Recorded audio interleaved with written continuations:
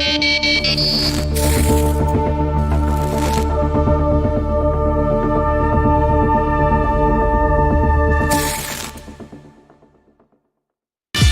this song, I see I was wrong. To chain you down, I was the clown. I'm singing this song, I see I was wrong. To chain you down, I was the clown. I know now when you're all okay.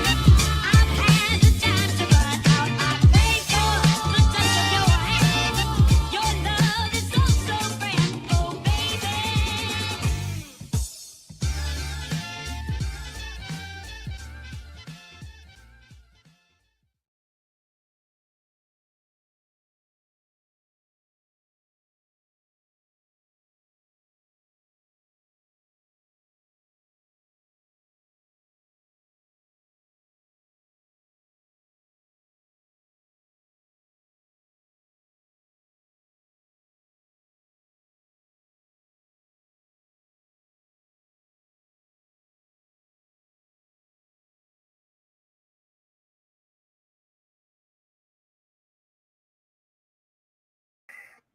See, I'm rusty. I was muted. Oh my gosh. Well, let's start that again. And as with you always, glad to be here. I'm rusty, but yeah, I'm not going to do that whole spiel again. But glad to be here with you guys. And yeah, I just got a call. I think it was from somebody. So you're going to tell me that I was muted, but I got it fixed. So thank you. All right, so we're going to jump into the comments. And yeah, I haven't been with you guys since last Thursday. So how about that? All right, let's start off with the first comment. I see the last comment actually is from Ahmed. He says, Max in the house, but we'll go to the top. Glad to have you here, Mr. Ahmed. Boom. All right, it's from Patrick Collier. Could have been from somebody else. I don't know. But Patrick, thank you, man. He says, Big Max.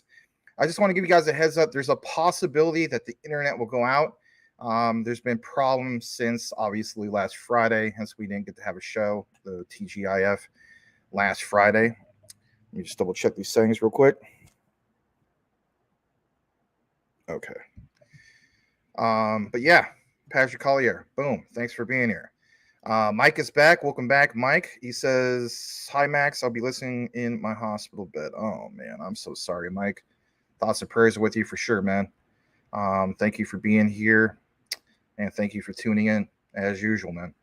Really appreciate you. All right. Tim Shea, who says, hey, welcoming Tim Shea, Mayor Crypto Commissioner, represent the 589th. Thank you for being here. You also got Brittany, who says, happy Tuesday. Happy Taco Tuesday to some of you guys, right? Obviously, welcome Ahmed. I'll welcome you again. He says, gang, when XLM will moon? Don't have any XLM tonight. I'll try to get you guys some XLM tomorrow. Or if you're a sideline reporter, you can always share that. Remember, all you got to do is follow me up here at DPG Maximus. Again, please smash that like. Let's see how we're doing on likes real quick. We're at 17 likes. Let's try to get the broadcast out to a broader base. GG's back. He says he is making big money. He drives big cars. Everybody knows him. It's like he's a superstar. But late at night, something ain't right. Feeling like I'm being tailed by the same sucker's headlights. Oh, the Ghetto Boys. I make big money. I drive big car. I remember that song. That's a good song. Everybody knows me. It's like I'm a superstar. That's cool, man. All right. You know, we're going to say, we haven't said in a while, we're going to welcome the one and only Mr. Boomer Effin Sooner. You could be awake at 3 o'clock in the morning, drifting off to the show, and Max is already done with the show. And out of nowhere, you hear Boomer Effin Sooner, and you're just, you know, whoa, where am I at? Am I late to work? What's going on, right? But glad to have Mr. Boomer Effin Sooner. Please smash that like. And we're going to go further down. We also got Brian Dowie. Might as well call him Brian Effin Dowie. This is GG. That's my favorite song. It was our anthem. Yeah, it's a great song, man. The Ghetto Boys. Yeah, that beat too was really, really awesome. You know, I've been listening to a lot lately is Nas's Magic 2, man. That's a great album. Oh my gosh, especially that song with 50 Cent. My goodness, love it. Can't get enough of it. All right. Gonna welcome just a few more people.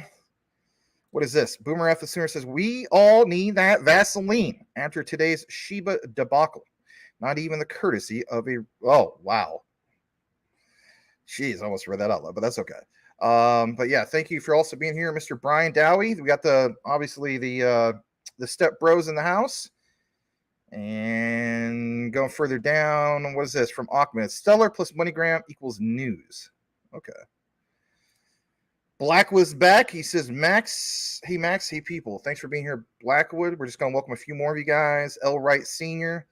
Good evening, Max and gang. Welcome back, L. Wright. Thank you for being here.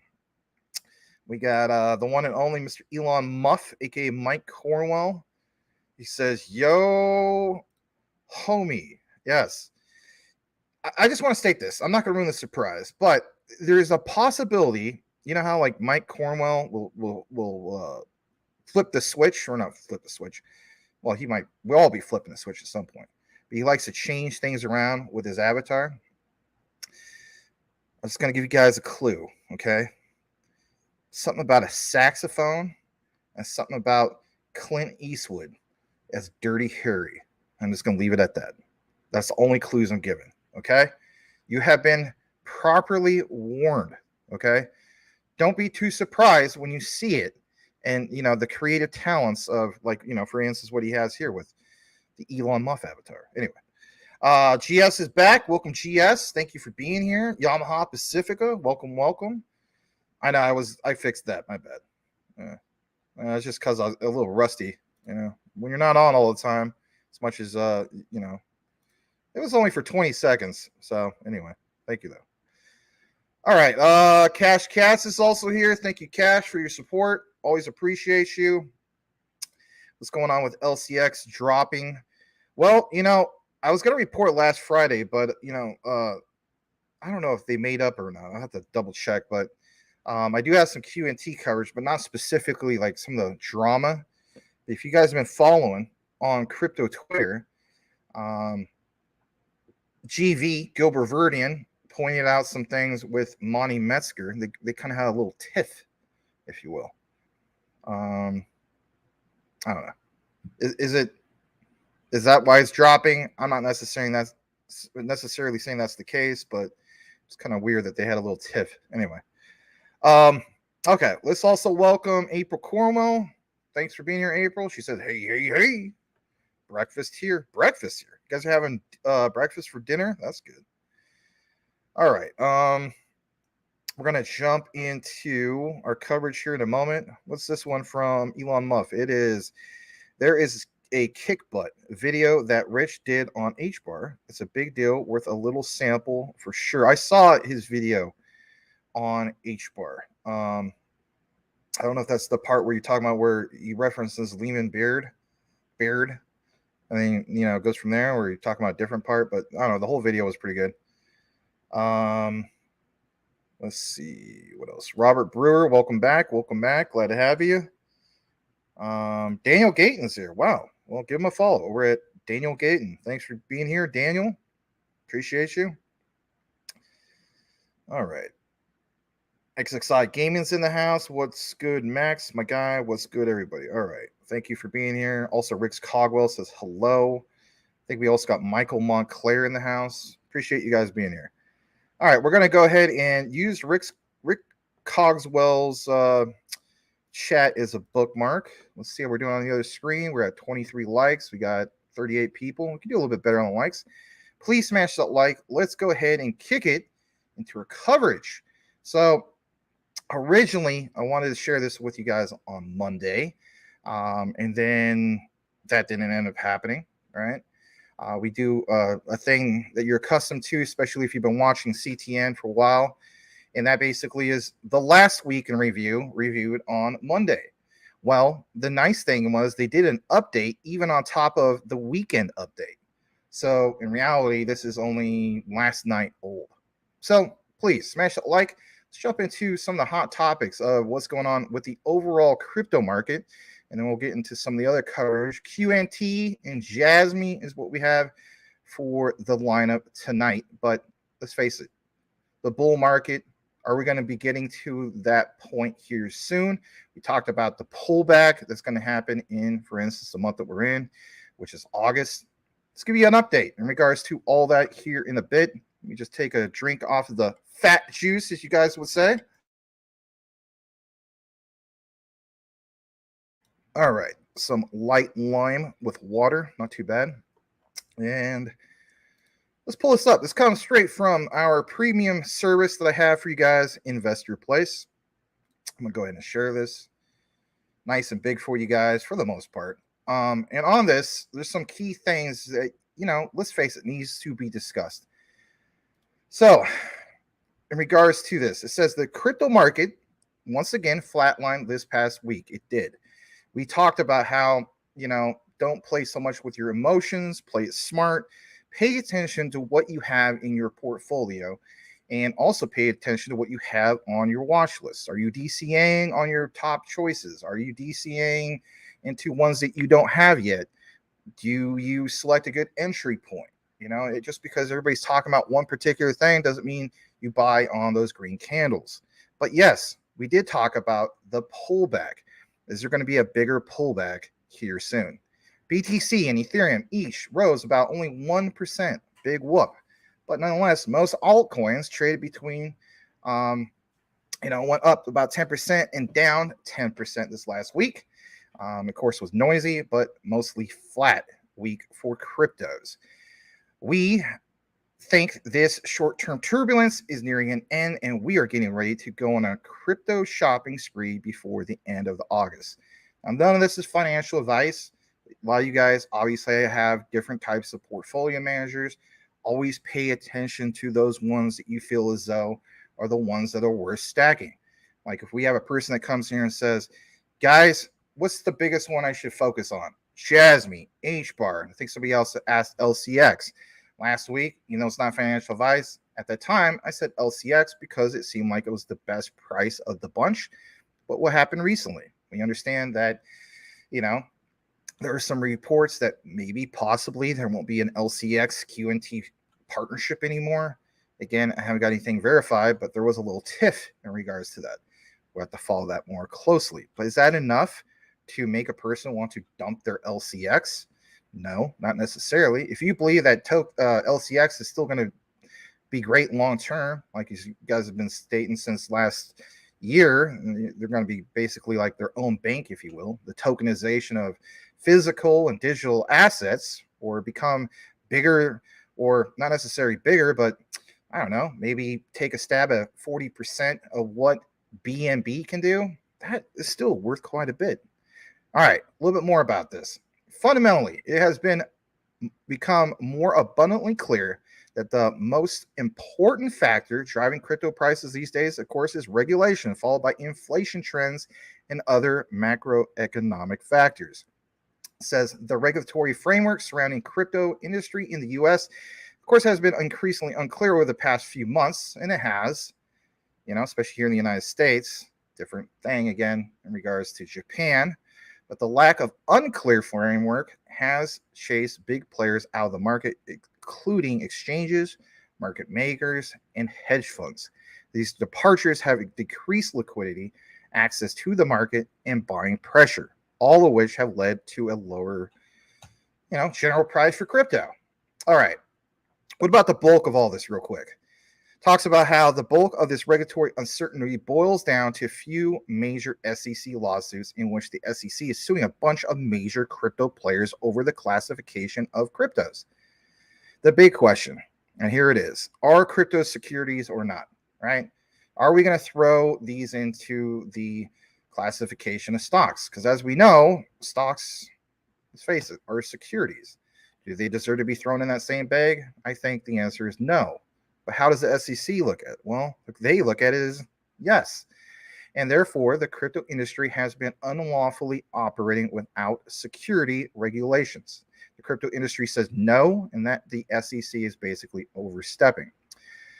All right, let's get into the whole thing about Coinbase for a second. You guys have been paying attention to it. Some of you guys have been DMing me about just that. Developments in the SEC versus Coinbase lawsuit, just in case you're not caught up with this, took a turn, of course, for the better for crypto bulls this past week. Let's catch you up on that a little bit. Specifically 3 things, right? So 3 different amicus briefs were filed last week urging the court to dismiss just that, the lawsuit. One brief came from U.S. Senator Cynthis Loomis. One brief came from a collection of crypto lobbying organizations. And the last, which we find the most interesting, came from a group of very well-respected college law professors. Now, in regards to some of this, we call it, like, for instance, a lot of hot air. But in regards to the professors, look at this. It says, provided by law professors from Yale, the University of Chicago, UCLA, Fordham, Boston University, and Widener, essentially traces the historical context for investment contract lawsuits and concludes, what is shown right here. And maybe you're interested in this, maybe you're not. We do reference some of the things about like Howey test, all that stuff, right? By 1933, the year before my dad was even born, the state courts, or the state's courts, I should say, that's plural, had converged around a standard for interpreting the term, investment contract to mean a contractual arrangement that entitled investor to a contractual share of the seller's later income, profits, or assets. Now, with Ripple's XRP, especially before we got that 2/3 win for Ripple, what was always referenced the last couple of years? The Howey test, obviously. Well, like it says, after the Howey decision in 1946, the, quote, common thread remains that an investor must be promised by virtue of his or her investment an ongoing contractual interest in the income, profits, or assets of the enterprise. As we mentioned numerous times, an old, outdated system that clearly doesn't cover what's going on with the concept of where we're approaching in Web3, distributed ledger technologies, blockchain, and so on. Number 3, every investment contract identified by the Supreme Court involves a contractual undertaking to grant a surviving stake in just that, the enterprise. All right. Ultimately, the brief concludes that cryptos are investment contracts. Yeah, no kidding. That's why, we can't just dismiss everything or go back to old laws that were written, for instance, back during the times of, post World War II, just by a couple years. The brief concludes that cryptos are investment contracts, not securities, and the SEC is therefore wrong here. The argument itself makes a ton of sense and is provided in the legal framework, but of course, we think a court would find very irrefutable in regards to all of this, right? Especially this historical precedence. It says, we believe these 3 amicus briefs, specifically the aforementioned amicus brief from a group of law professors, like we just talked about, represent a meaningful turning point in the SEC versus Coinbase lawsuit. And by extension, a meaningful turning point for the entire, and here it is, regulatory outlook in the crypto industry. But not quite to where we want to be. It looks good. We're not quite there yet. At the same time, we have all of those BTC, Ethereum, ETF filings, many of which are coming from some of the world's largest financial institutions like BlackRock. We're obviously following that. And for instance, we put this all together. It looks good for the regulatory level scheme of things, right? We're always paying attention to this. I see you guys all the time retweeting what's posted from, Watcher Guru or this other outlet and so on. For months, the lack of regulatory clarity in the United States has weighed on the crypto industry. Absolutely, 100%. That headwind could increasingly move into the rear view mirror between when, yeah, you read right or you heard right, now and the end of the year. And I want to state this, okay? I've seen other content creators talking about the same thing. I know some of you guys are kind of mixed about, was it No BS Crypto? I don't think he's all that bad of a guy personally. He even watched our segment we did, when he was covering the whole thing, or we were talking about the whole thing with Quant. And I tuned in a few days ago, believe it or not. Excuse me. And I was watching his technical analysis, talking about a lot of the same things. He even mentions, and I think it was also George, right, from Cryptos RS and so on. It's been very, very, I guess you could say, the general consensus when it comes to a lot of these guys that, like what you see right here, right? And that is between now and the end of the year, that headwind in regards to, you know, that regulatory clarity. Like, are we actually going to see something change towards that shift? Is it perfect timing that's aligned with some of the key factors, inflation reports, KPI, all that stuff?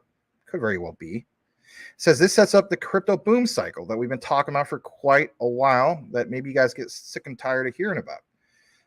And that basically is going to take us to the next leg higher very soon. And if anything, we're going to show you something to back that up based on, actual charts, not just opinions of, hey, you know what? Oh my God, look at the over crypto market. Everything's going to crash to 12K. Okay. Again, pump the brakes on that one. We have regularly, I should say, pointed to BTC's 2023 technical 2 steps forward, 1 step back pattern. We talked about this the Monday before last, I believe. It says this pattern continued this past week, as in the previous week, right? I wasn't here with you guys yesterday. If it continues for the next 2 weeks, and pay attention to this part, then we are getting very close to a terrific short-term buying opportunity for cryptos. That is worth pointing out. Again, please have a watch list. If anything, pay attention to certain key prices that you've noticed. I would pay attention to all of it. I'd pay attention to all-time lows. I'd pay attention to all-time highs. I'd pay attention to all of it, and especially if you haven't reached your goals on whatever you're trying to stack. So, yes, if this continues for the next 2 weeks, we are seeing a very close to terrific short-term buying opportunities for cryptos, because BTC could be on the cusp of surging to that crucial 35K BTC mark. When? Looks like it could be September. All right. As we see on the chart, again, this is referenced, I believe, from the 2023 Bloomberg Finance Report. BTC seems to be following just that we've been talking about for a few weeks now. That 2 steps forward, 1 step backward approach. And here it is. All right. It's also worth mentioning that treasury yields and rates look maxed out. Got to pay attention to all of it, right? We have previously pointed out that crypto prices have developed a strong inverse relationship with just that, long-term treasury yields. And if you've been tuning into CTN for at least the last 2 or 3 months, we've been talking about this part consistently. When long-term yields go up, crypto prices go down. That's why you pay attention to all this stuff. It's not just about the TNA, right? It's the reports. Data shows one thing that is consistent when it comes to market cycles. So check this out.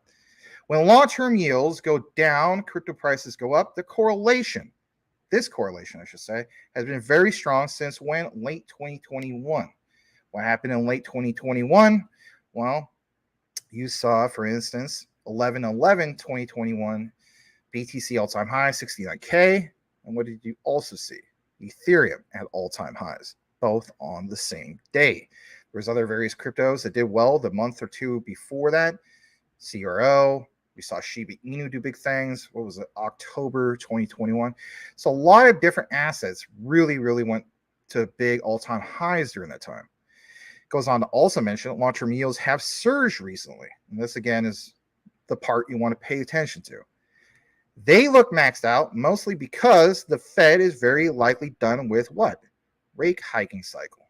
And we talked about you got to get to a true Fed pause before we can get that blast off. We had a taste of it before, but it wasn't a true Fed pause. It was kind of like a temporary Fed pause. Now, how about this? Some of you guys are investing in the futures market, are you not? Shout out to Mike Cornwell, Coochie Boy, and so on. Check this out. This might be the part, if you got a lot of distraction in your household, you might want to listen to this part. The futures market is currently pricing in, listen to this, a 90% chance that the Fed has already executed its final rate hike when? In this specific cycle. Historically speaking, once the Fed finishes hiking rates, the yields top out. Sounds pretty bullish, does it not? They sometimes plateau and they sometimes crash, but they never rise once the Fed is finished. If you don't believe that, you can look that up for yourself. And no pun intended, that is some no BS crypto right there, right? Anyway, with the Fed finished, yields are very likely maxed out. With yields very likely maxed out, cryptos will have one last headwind to worry about, and they will likely push higher. Check out this chart, I should say. Dates back all the way on the reference, for instance, from 1985 on the federal funds target rate. Again, reference from who? From Bloomberg Financial. And of course, on the far right side, this is where we're at on the particular chart. As of August 14th, of course, what it says. Getting to the last bit of this before we kick it back into the comments. It says overall, the fundamental and technical factors are starting to turn positive for just that, cryptos. Regulatory developments are turning positive. Macroeconomic factors are, of course, turning positive. The technical setups look positive. Now, here's another thing. All this looks great. Let's face it. There's also crazy things can happen in a bull market and even a bear market. Like we always mention, you never know when a black swan event's going to happen. So that can totally, make everything look foobar, right? All right. How about this? We therefore think a great buying opportunity is fast approaching. I feel like it is too. I was so tempted, just like any other guy out there who never got into Caspa.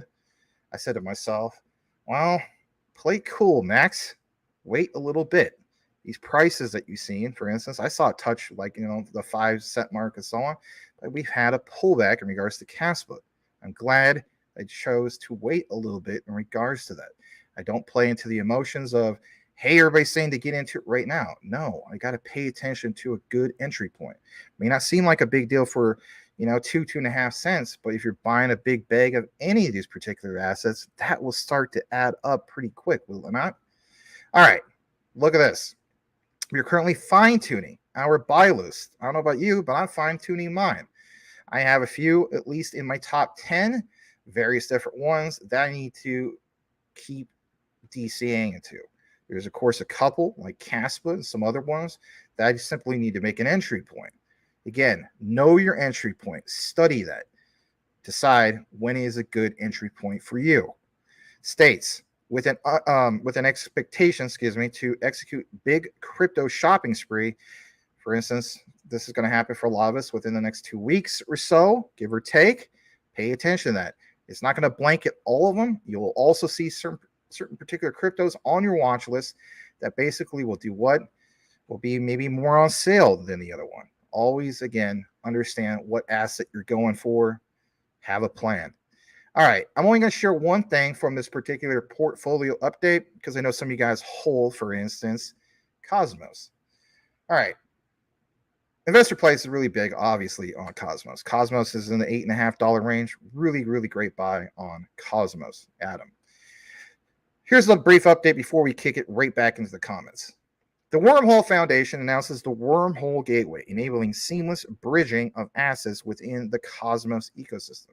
The reason why this is such a big deal is because users can now easily swap between any of Wormhole's over 23 connected blockchains with no added bridging fees. So nice little brief update. All right, I'm going to stop the share on that. I want to thank you guys for tuning in to that particular segment. We're going to get back into the comments, see some key things that you were asking and so on, and recognize some of you guys. And if anything, we'll welcome a few people who just came in. After that, we're going to get into the next part of our coverage, which will be Jasmine. And then to finalize things off for the night, we have a really, really interesting deep dive to get into in regards to QNT provided by the great Quant Papa. Smash that like if you haven't done so already. And thank you so much for tuning in to CTN with Max. All right. In the process of getting into more comments, I'm going to check the other screen. Looks like we're doing pretty good. Not really skipping or missing anything. I do want to recognize that Patrick Collier did gift Brian Dowie a membership. Thank you so much, Patrick Collier. That's awesome of you, man. Congratulations to Brian Dowie. Also want to give a congratulations to XXI Gaming, was gifted a membership from Patrick Collier. So that's awesome. Congrats to XXI Gaming. Very, very cool stuff. Also want to welcome AZ Marine Sniper. He says, have you guys heard Richmond north of Richmond? I don't think so. Let's see here. Rich video was about 13 hours ago. If it's the H-bar one, I did see that. And if there's any particular part on there that you want me to fast forward to, just let me know. Mike Cornwall, I can do that. I want to welcome Cool Cat Crypto. He says Mushabarium. Welcome.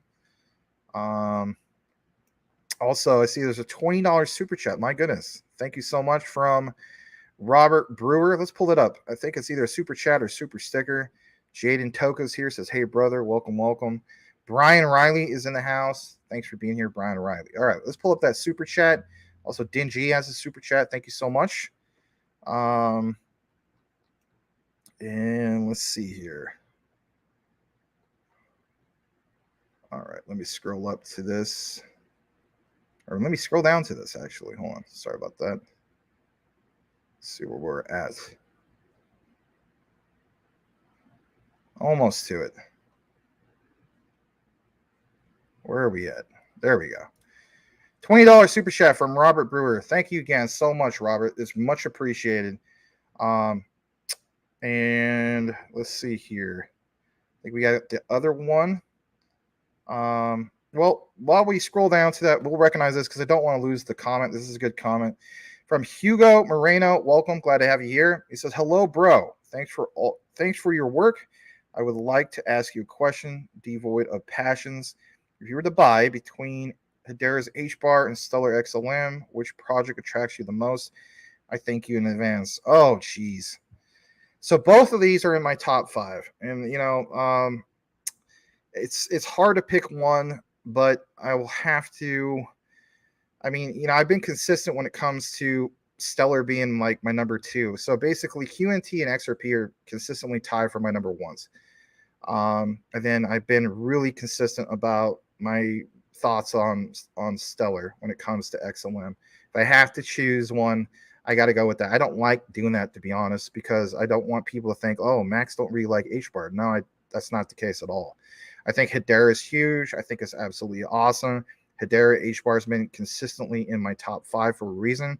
But to answer your other question, so in regards to Hedera's HBAR, I like some of the newest info that we saw, like powering Fed now. I like the idea it's the greenest of the green when it comes to distributed ledger technologies.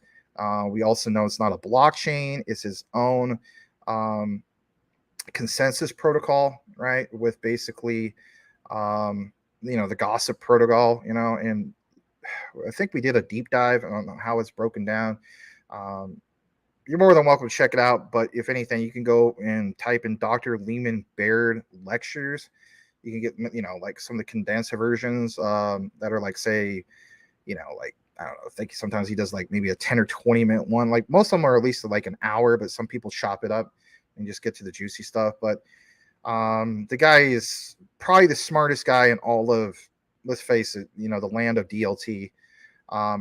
Absolutely brilliant. I highly recommend, like Mike Cornwall was talking about. If you didn't see him, as Mike Cornwall's name is Elon Muff. This is kind of a joke. Not that he's a joke, but you know what I mean. But Dr. Lehman Baird, or I should say, Mike Cornwall was talking about the last video from Rich of Common Sense Crypto. And Rich did have a really good video. And again, if somebody wants us to go to the certain part, we can play that. But everything that Hedera is connected with and so on, I mean, there's nothing to dismiss.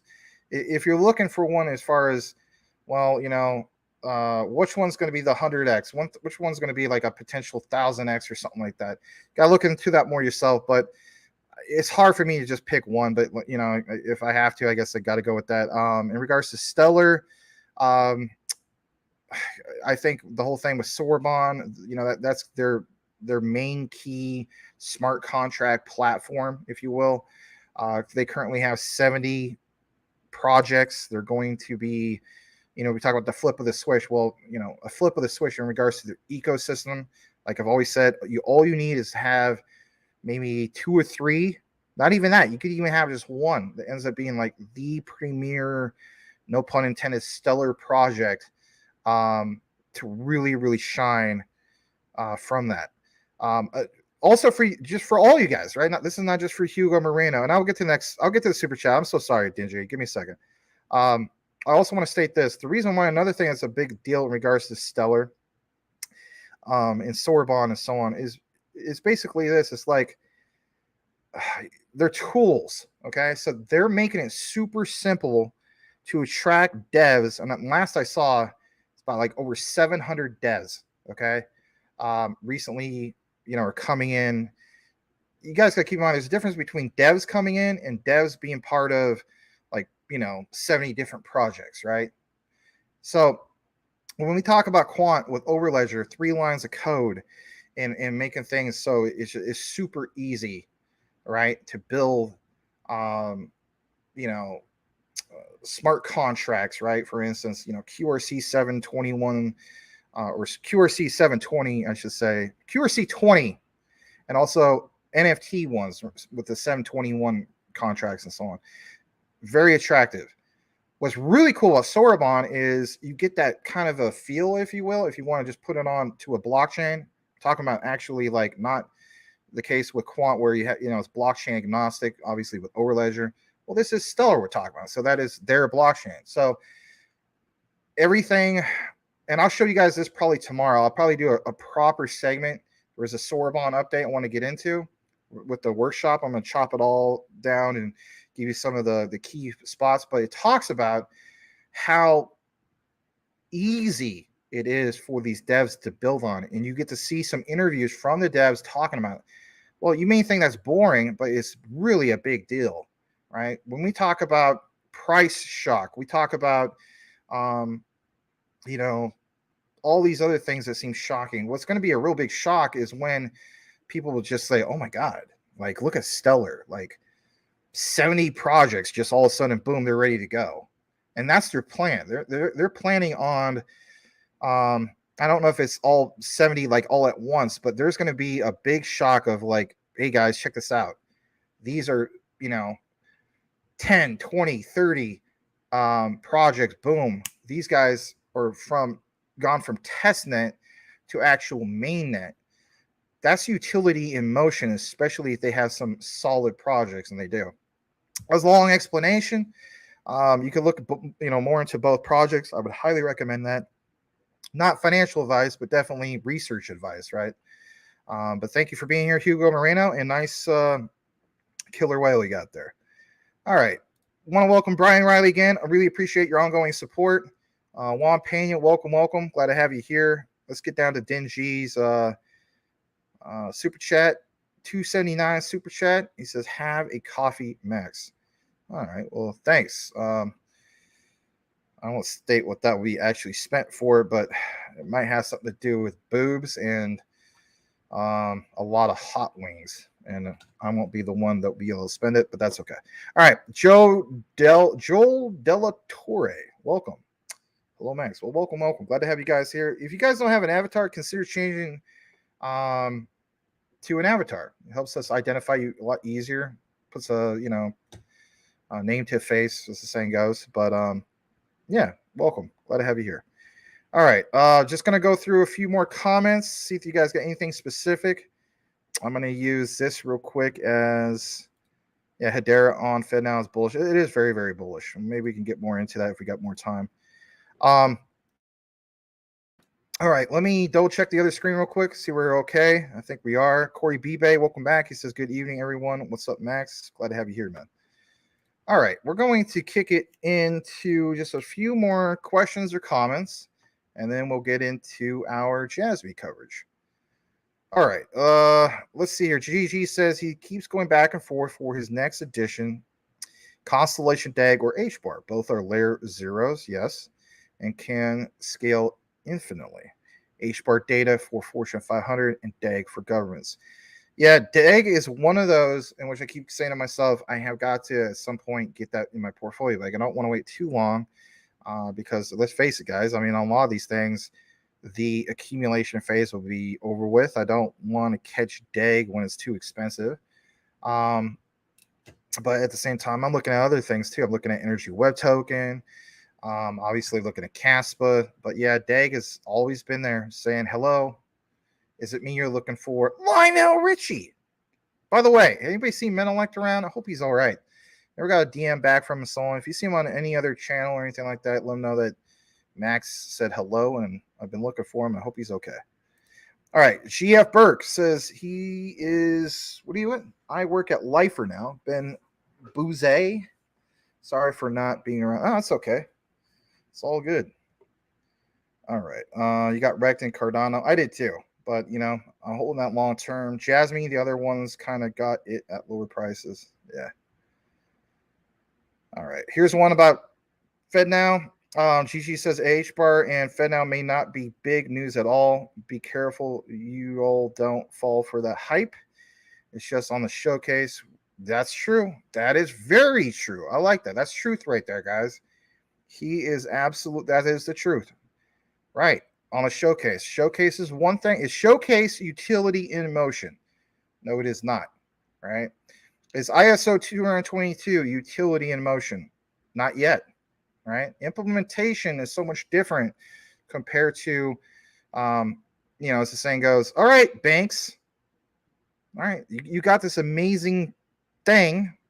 Now here's the mandate. You have to use it. All right, we'll use it. Boom. That's utility in motion. Understand the difference, right? Especially if you're a newcomer. But it looks like Gigi, you already know what we're talking about. So, okay, we're gonna read. Just made 2 or 3 more comments. I'm gonna welcome back Incurable Optimist and Muhib Limited. I don't know. I think I will sell my Jasmine. Price go down and down. Well, you got to do what you got to do. For me, it's a long-term hold. All this stuff is long-term holds. I don't focus so much on the short term. I shake my head sometimes when I see people sell XRP for pennies, basically. But, it's just my opinion. All right. I know you're not talking about XRP, you're talking about Jasmine. I'm just using that example. All right. Corey Bibe, Max, who hits $1 first, HBAR or XLM? Oh, God. I don't know. That's a good question. That is a very good question. I mean, here's the thing. If your focus is you want the $1 first and you're going to take profits, I don't have that. What one would be worth more in the long term? All right. If you're just going to look at it from that perspective, and again, this is no disrespect towards Hedera. Like XLM is more than life-changing wealth as far as I'm concerned. HBAR is too, but I mean, I'm looking at Stellars literally being like a 4 to 5 digit, coin, basically. HBAR on the other hand, I mean, it could do some big, amazing things. But there's a reason why HBAR is like my number 5 and XLM is literally my number 2. It's each his own. Some of us will agree with that. Some don't. It's okay. But I mean, if I believe in Ripple's XRP for on-demand liquidity and being like a 5-digit token or coin at some point, I shouldn't call it token. XLM is right up there with it, right? Right up there with it. And with their smart contracts, especially the premier smart contract platform with Sorbonne, that's another thing. I mean, that's why I want to try to cover Sorbonne more often as I can when I get more info. Stellar's, again, no pun intended. It is stellar for a reason. Like it's a stellar premier project. I know it sounds kind of corny, but it is. But I don't like the idea of picking one first. But if I have to, I guess I'm going to go. I don't know if I go with one or the other. But the one, how about this? We'll flip that around. Like I said, the one I think will be worth the most out of the two long term will be Stellar. But still, HBAR is going to be worth a lot too. All right, I'm going to kick it back to our coverage because I'm sure some people were waiting for me to get into that. And not only that, I don't want to make the show like a 3-hour show. So let's jump into the Jasmine side of things. And it's not a very, very long segment, but something that this new guy that you've been following, hold on a second.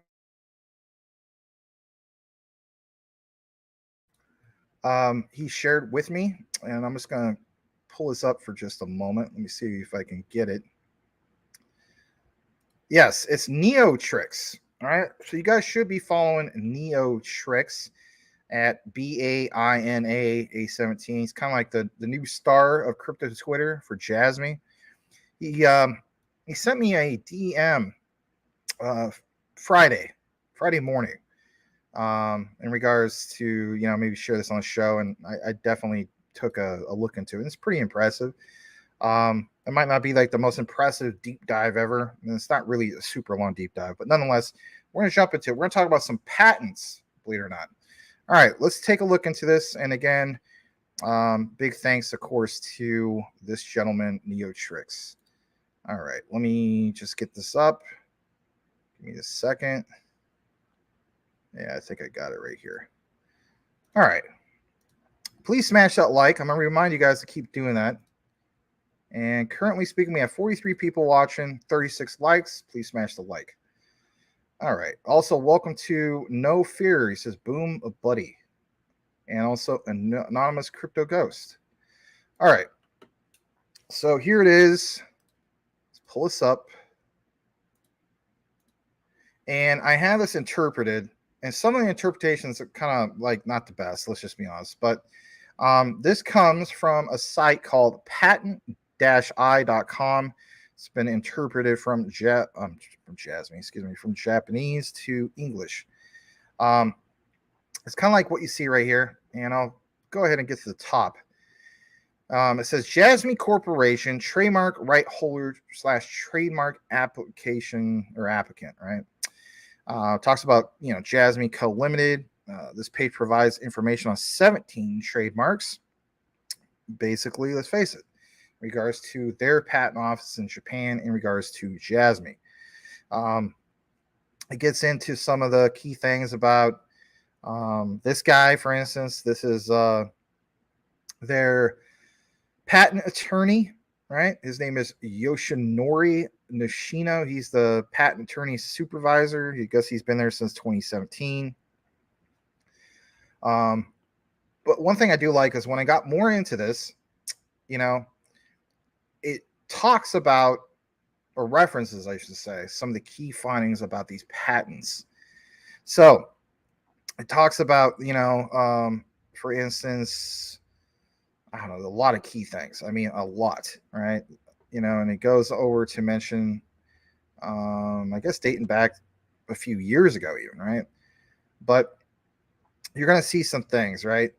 Platinum data. You're going to see the thing about, the PDL, all this stuff, right? So why even, does it even matter?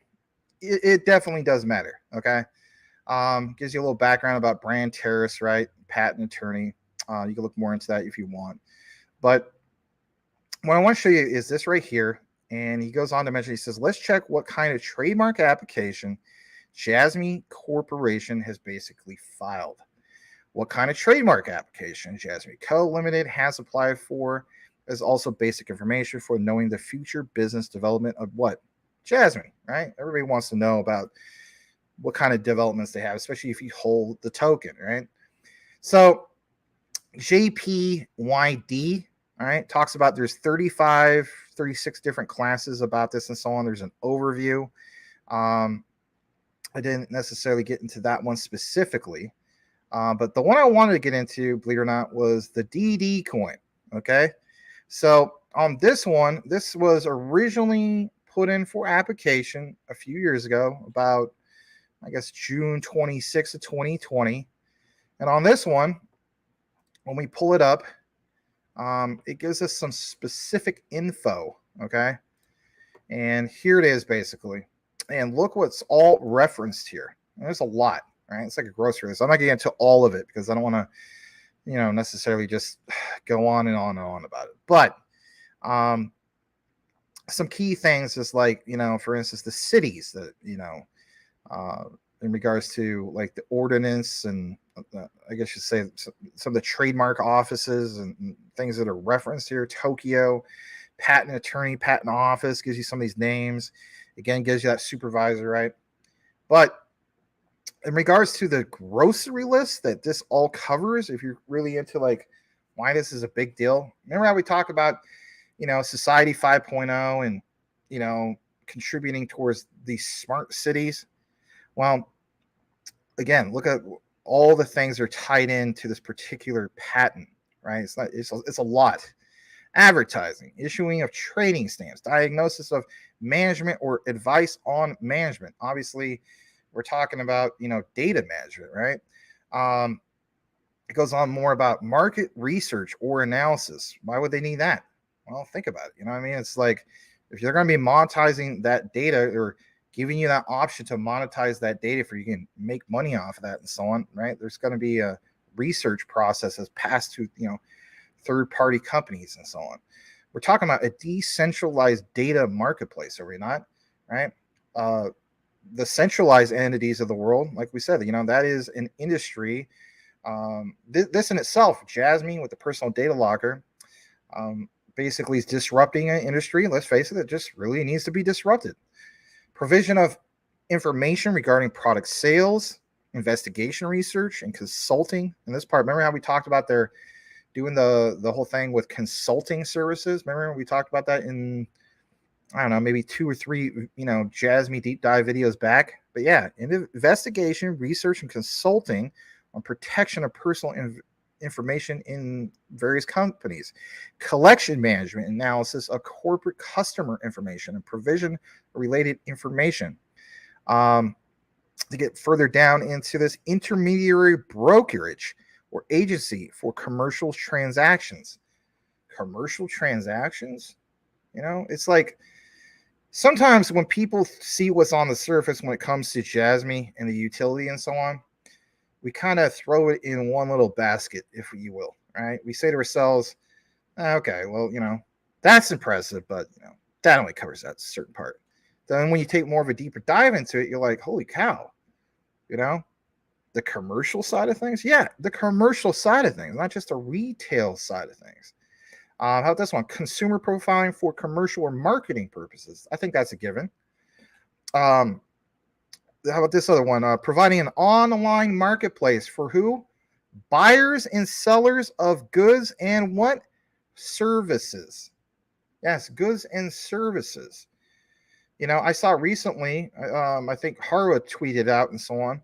Do you guys try, for instance, going over to that one particular Jasmine Japanese site, and you could click for a trial, right? A free trial of having your PDL, basically speaking, right? You don't have to jump through the hoops of, going through the travel agency. Some people are like, hey, man, let's get us all to sign up for this, the travel agency or whatever it was. No, you don't have to do that. You can actually just go right to the source and do a trial.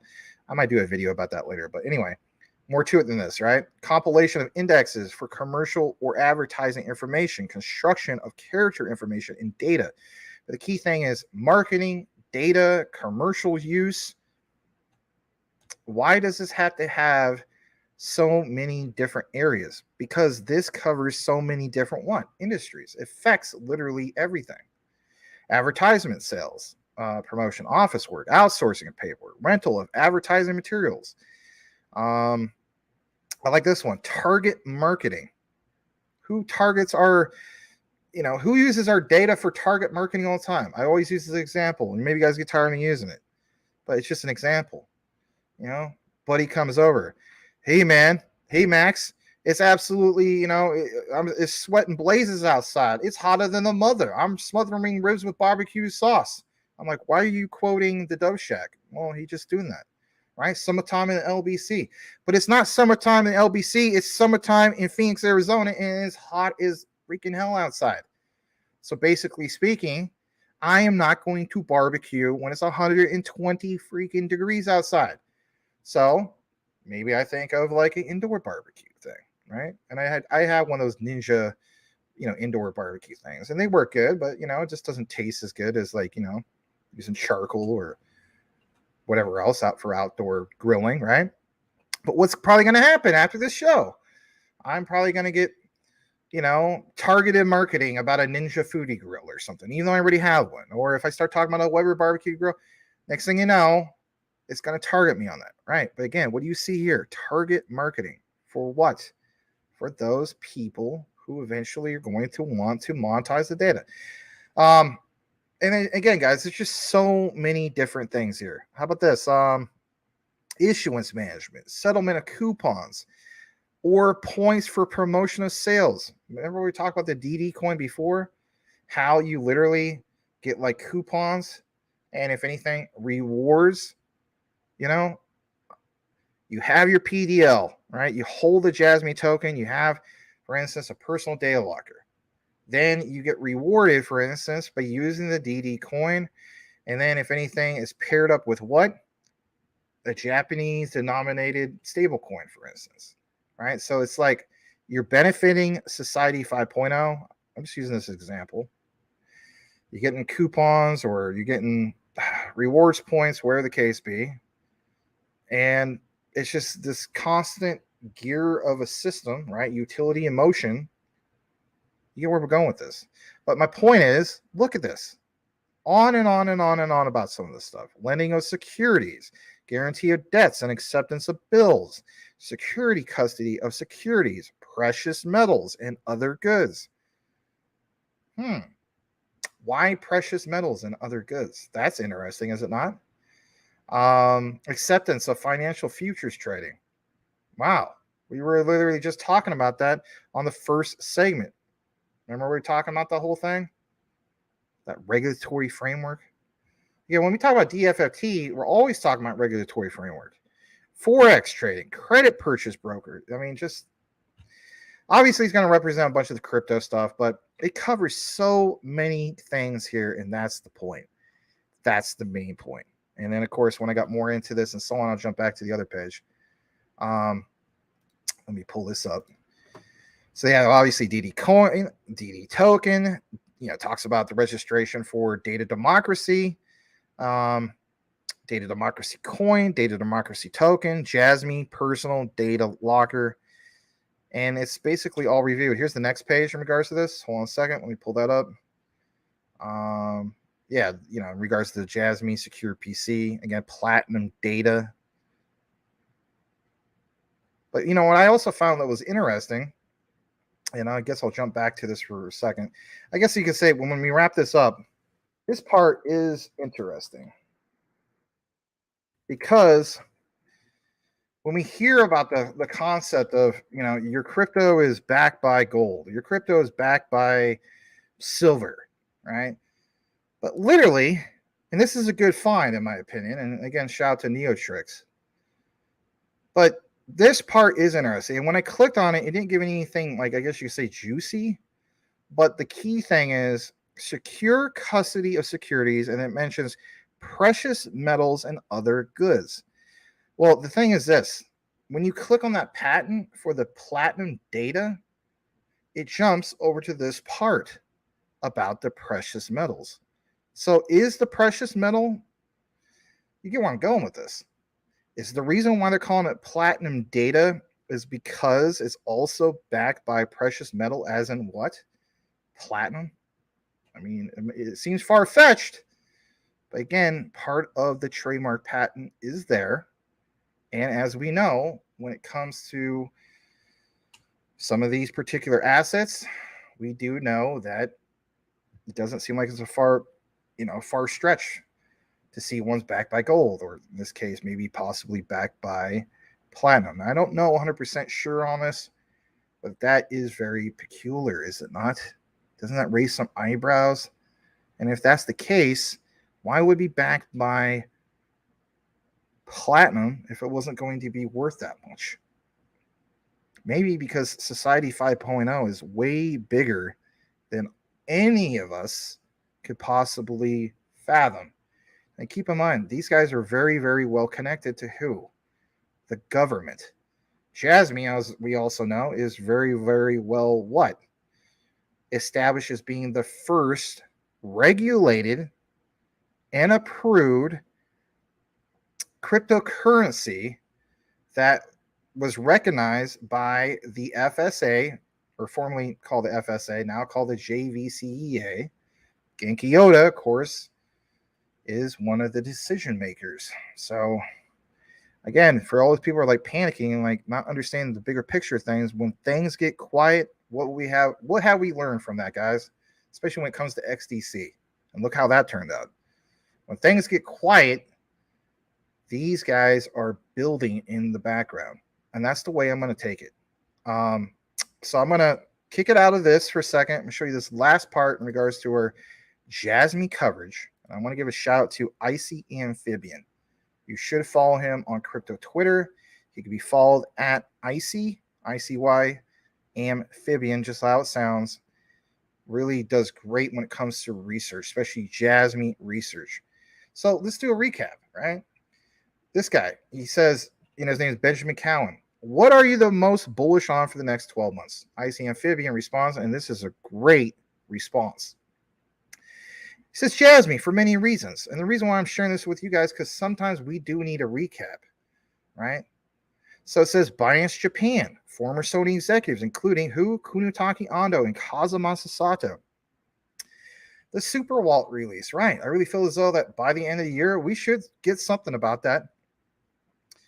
And basically, why is that so important? Yeah, to access Binance without the need for the app and access in regards to the DEX. And how about this? In the future, with the Super Wallet, that dependency on centralized exchanges, the saying goes, forget about it.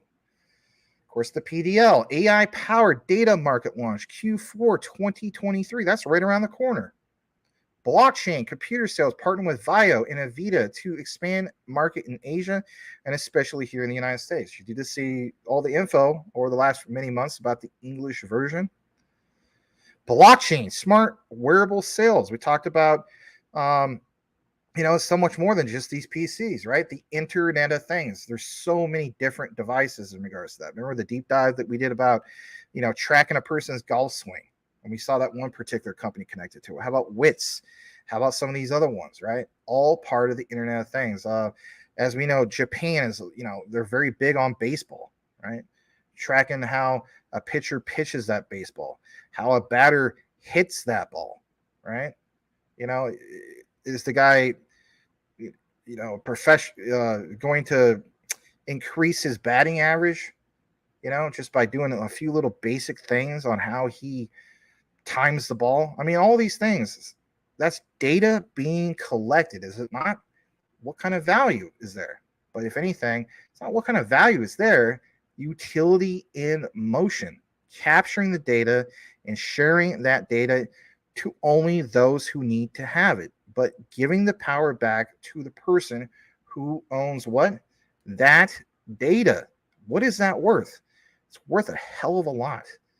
You got to keep in mind here in, especially in the United States, who are the biggest companies that you know of that made a ton of money on centralized data? Google, Amazon, you name it. Some big players. Look at how much they're worth. So this, with Jasmy, is an industry disruptor. The decentralization, creating a decentralized data marketplace is what I'm trying to say. How much money will that decentralized data marketplace be? If those guys are the juggernauts, right, or the supermen of data, centralized data, you could pretty much say that Jasmy is the kryptonite of decentralized data marketplaces. All right, a tad bit more in regards to this. Taking blockchain tech, applying it to all secure, or I should say, applying it to secure all metadata via virtual blockchains on what? Hyperledger Fabric. That's a big deal. Storing data on IPFS and securing content address with NFT technology. That is a big deal. This is the network that will blow people's minds as it comes online. And again, for the naysayers who are not caught up, and we're part of the research that we've done, who want to continue to FUD Jasmy and say it's just another ERC20 token that cannot scale, we have squashed that FUD. That's why Jasmy has teamed up with who? Consensus, with their layer 2 solution. and therefore we can scale. Instead of just having garbage Ethereum of 14 to 18 TPS, we could do 1000 TPS. And then in the future, with Hyperledger Fabric, if they can get something going on, and I know that some people say Max, this is a stretch, but keep in mind, with interoperability through Quant's Overledger, we do have that update from roughly, I think it was like March of 2022 with Quant's Overledger that will allow full interoperability, but if anything, scalability with Quant's Overledger. So sky is the limit, all right? Everything that has been publicly announced is just the top of the iceberg. Very true. The person who designed, like it shows right here, the Jasmine, or who designed the Jasmine logo also designed the PlayStation logo. And we talked about that, I think, in the last deep dive. Big deal to have somebody from Sony PlayStation who designed that logo be partnered up with Jasmine. And of course, this is a particular store, I believe over in Hong Kong, if I'm not mistaken. And, you know, the key thing is, again, these secure PCs being sold. It's not about 20,000 being sold. That sounds like it's a big deal, and that's cool. But the key thing, guys, is these being hooked up and those personal data lockers being utilized, right? Data in motion. Now, some of the KPI goals is to obviously get into the, you know, the hundreds of thousands, if not the millions, by 2026. If we understand data in motion, how much will Jasmine be worth? In my opinion, I think we smash more than $1 by 2026. I think in late 2025, at minimum $1. It's not financial advice. That's just the way I personally look at it. This concludes our Jasmine coverage. Please smash the like.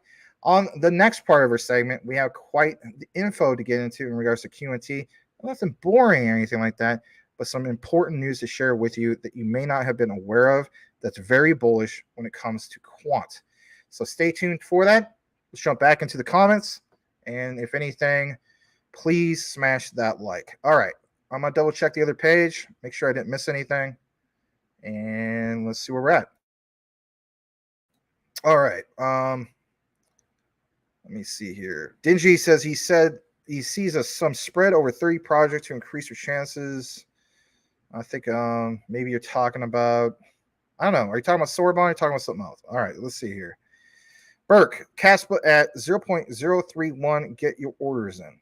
All right, I'll have to remember that because I know you follow that very closely. Anonymous Crypto Ghost, welcome back. I believe this is John Francis. Hey, Max, hope all is well. Did you have a show last Friday? I didn't notice. We were trying to get a show going on. The internet went completely out, and it was out till about 11 something my time that night. So as a result, I had to cancel the show. All right. Muhib Limited, can you tell me your average in Jasmine? My average DCA, you mean as far as price? I can pull that up real quick. I DCA'd in Jasmine numerous times. Let me see what I can pull up real quick. I think the most I ever paid was like 0.006. I think that was my first entry point, if I'm not mistaken. Let me see where I'm at.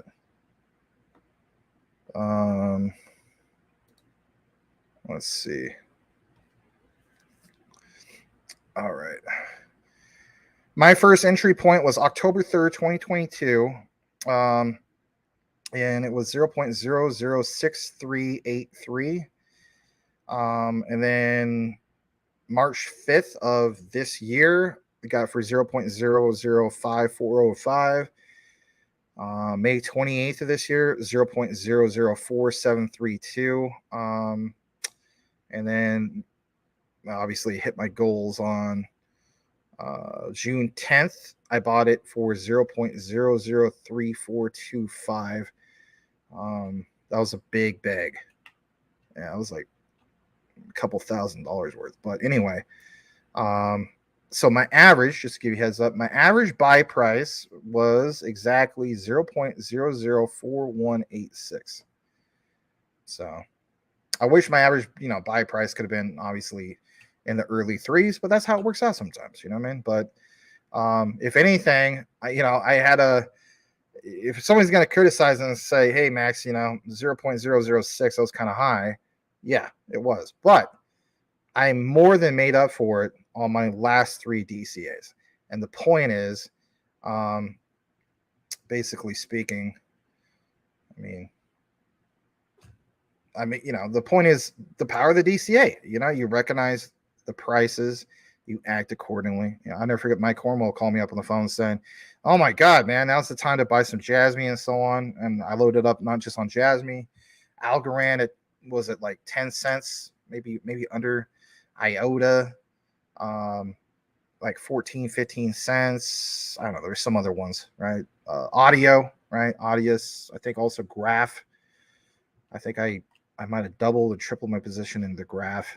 Graph is going to be great. I should talk more about the Graph. Literally, the Graph is the Google of crypto, in my opinion. All right.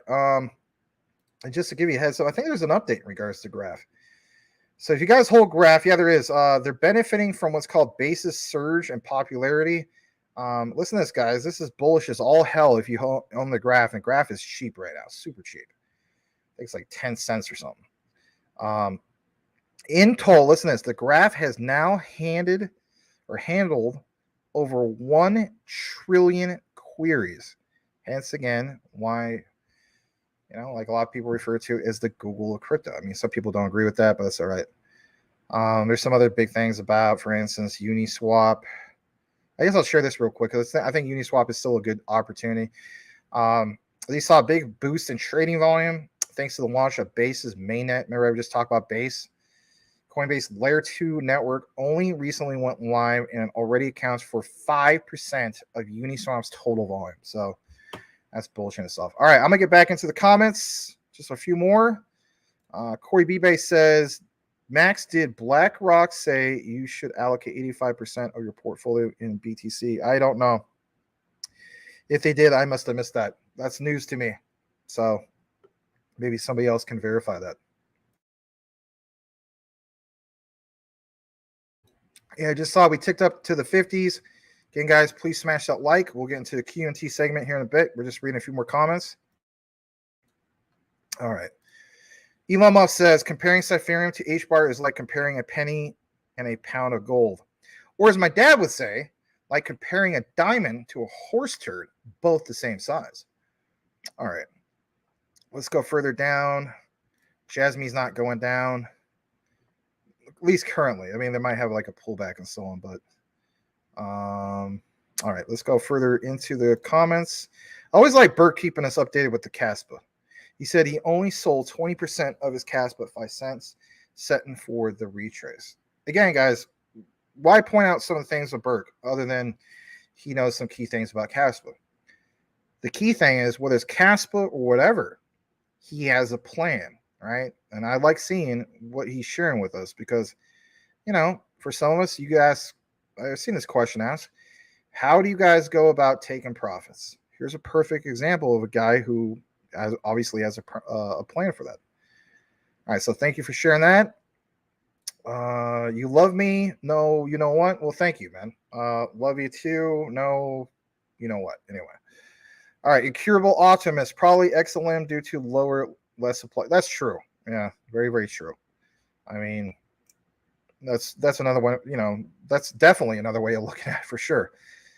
But yeah, tomorrow's show, I'll try to get some of that Stellar for you guys, because you know what, we haven't covered Stellar in a while. I was looking at the videos, like, we really are having that surge of lots and lots of Stellar news, and now it's starting to be back kind of like how it normally is with Stellar. It's like if you can cover Stellar once a week, you're doing good, but you just got to go the extra mile and take some key things out there. All right, let's go further into some more comments. Dingy says HBAR or XLM to reach first 1K. Oh yeah, I already said that earlier, man. I'm gonna go with XLM on that one. All right, Cash Cats. If you're selling Jasmine, he's buying. Don't worry, I'll start selling back to you in 1.5 years. My goodness. All right. Muhib Limited, thank you. Okay, I hold my Jasmine bag. I have 3 million. It's not easy, man. You got me beat. You got me beat by like triple. But that's really impressive. Yeah, that's base. If you guys want to know, that is my goal. My goal is 3 million. obviously 1/3 of the way there. And the reason for that is because of taking the profits at $1, after $1, some of the other ones I'm thinking like 5. But my thing is like, after $1, I mean, it's like, talking about the FOMO. Can you imagine what the market cap will be at Jasmine? Can you imagine where it'll be ranked, right? We talk about people who FOMO into the top 100. It'll be in the top 100 long before $1. I mean, we were already in the top 100 when this thing was at 0.008, right? It wasn't even at a penny yet. And then, other factors, right? What did IC Amphibian, or not IC Amphibian, Dip Metaverse report earlier? Did he not report that we were like at 97 something percent in circulation? So all those things play factors as well. Yeah. All right. Let's see what else you guys got in the comments. What is this? Dingy, aka Daniel. Does anyone know a company that their price collapsed 99%, recovered and flourished, asking for a friend? For crypto related, well, how about this? All right, I saw an interview, and it was Elon Musk and Joe Rogan, and it was mentioned, it's really hard to run an automobile industry because I think he said Ford and one other. He didn't mention who the other one was. Oh, I guess obviously his company, right? Tesla. So only Tesla and Ford are the only automobile manufacturers in the history of automobile manufacturers to not go bankrupt, right? So if that counts, I guess I'll use that because that was bankruptcy. This is 99% down. There's some other ones. I mean, I wouldn't say Ripple's 99% down, but man, it was really up there. Look how that turned out.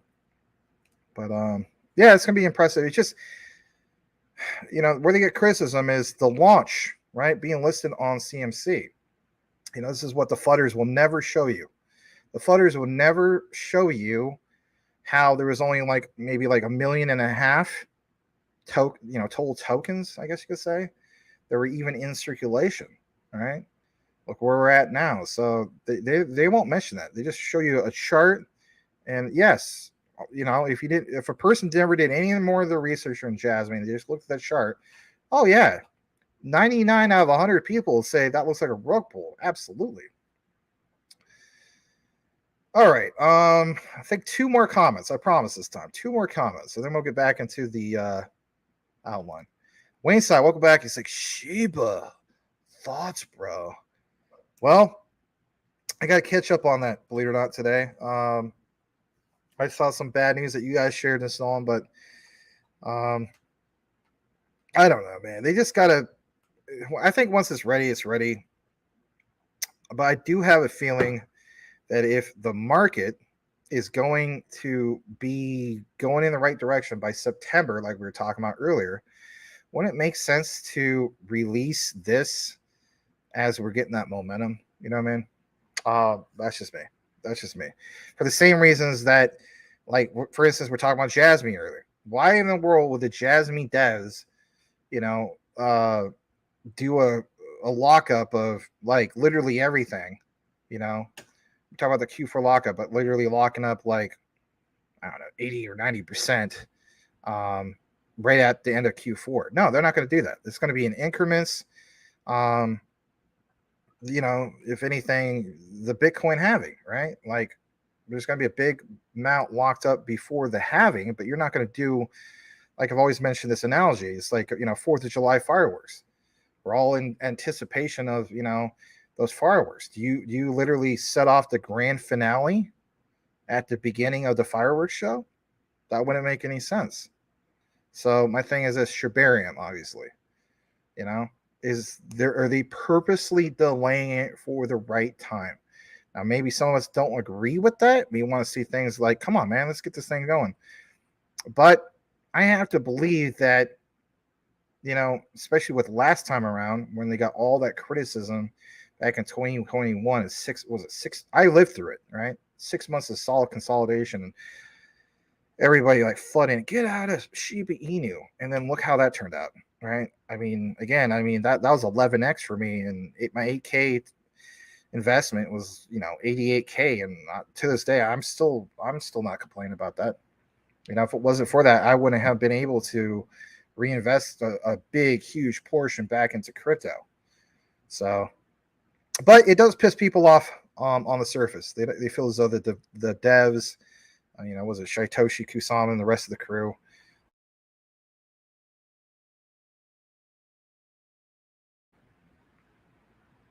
shoot, I guess I got a mute button there on a second. They're like, come on, man, you're under promising, over delivering, right? Anyway. All right, guys, we're gonna kick it back to what we have on the lineup. What's it say from XXI? LOL Max, the Shiba devs don't care, man. I agree with you, Max.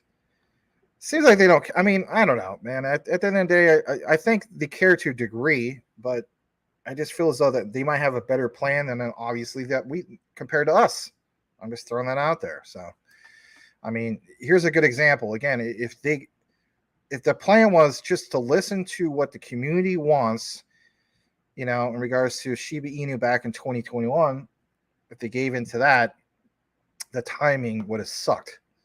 I don't think he would have saw, like an $8,000 leash. I don't think he would have saw, all the Shiboshi NFTs selling like hotcakes, like, the way they did it. I will agree that they need something else like that again, but I think it's going to happen. To think that it's never going to happen again, in my opinion, I just don't think that's the case. I think it's all about timing. They're purposely delaying it for a reason. Maybe they see some of the reports just like we do, right? What's going on in the market? Hey, let's not release this right now. Let's do this in September. All right, I guess I'm going to call it. I don't do this normally. I know Larry does this. All right, so I'm going to go ahead and do this. And I think I can do this because if it wasn't for Shiba Inu, I wouldn't even be here. I think Shibarium comes out finally sometime in September. You can remember me saying that. I'm leaning towards September. It's just a prediction. I'm going to lean with that. I'm going to stick with that. If I'm wrong, I'm wrong. Who cares? But I'm going to stick with that. I'm going to go with September. All right. Smash that like, and let's see where we're at. 58 likes. Maybe we could tick up to the 60s. We're going to talk about quant. And if anything, this is some bullish news in regards to quant. Again, thank you to the one and only Quant Papa for some of his detailed research. Let's jump into some quant QNT. So I want to share this with you, starting things off. And it might be a little bit hard to see on this particular one, so I'll blow it up just for a tad. I'll come out of the frame for a brief moment.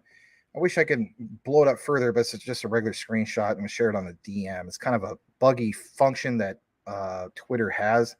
But nonetheless, this is from Adhara, and you may not even be familiar with Adhara.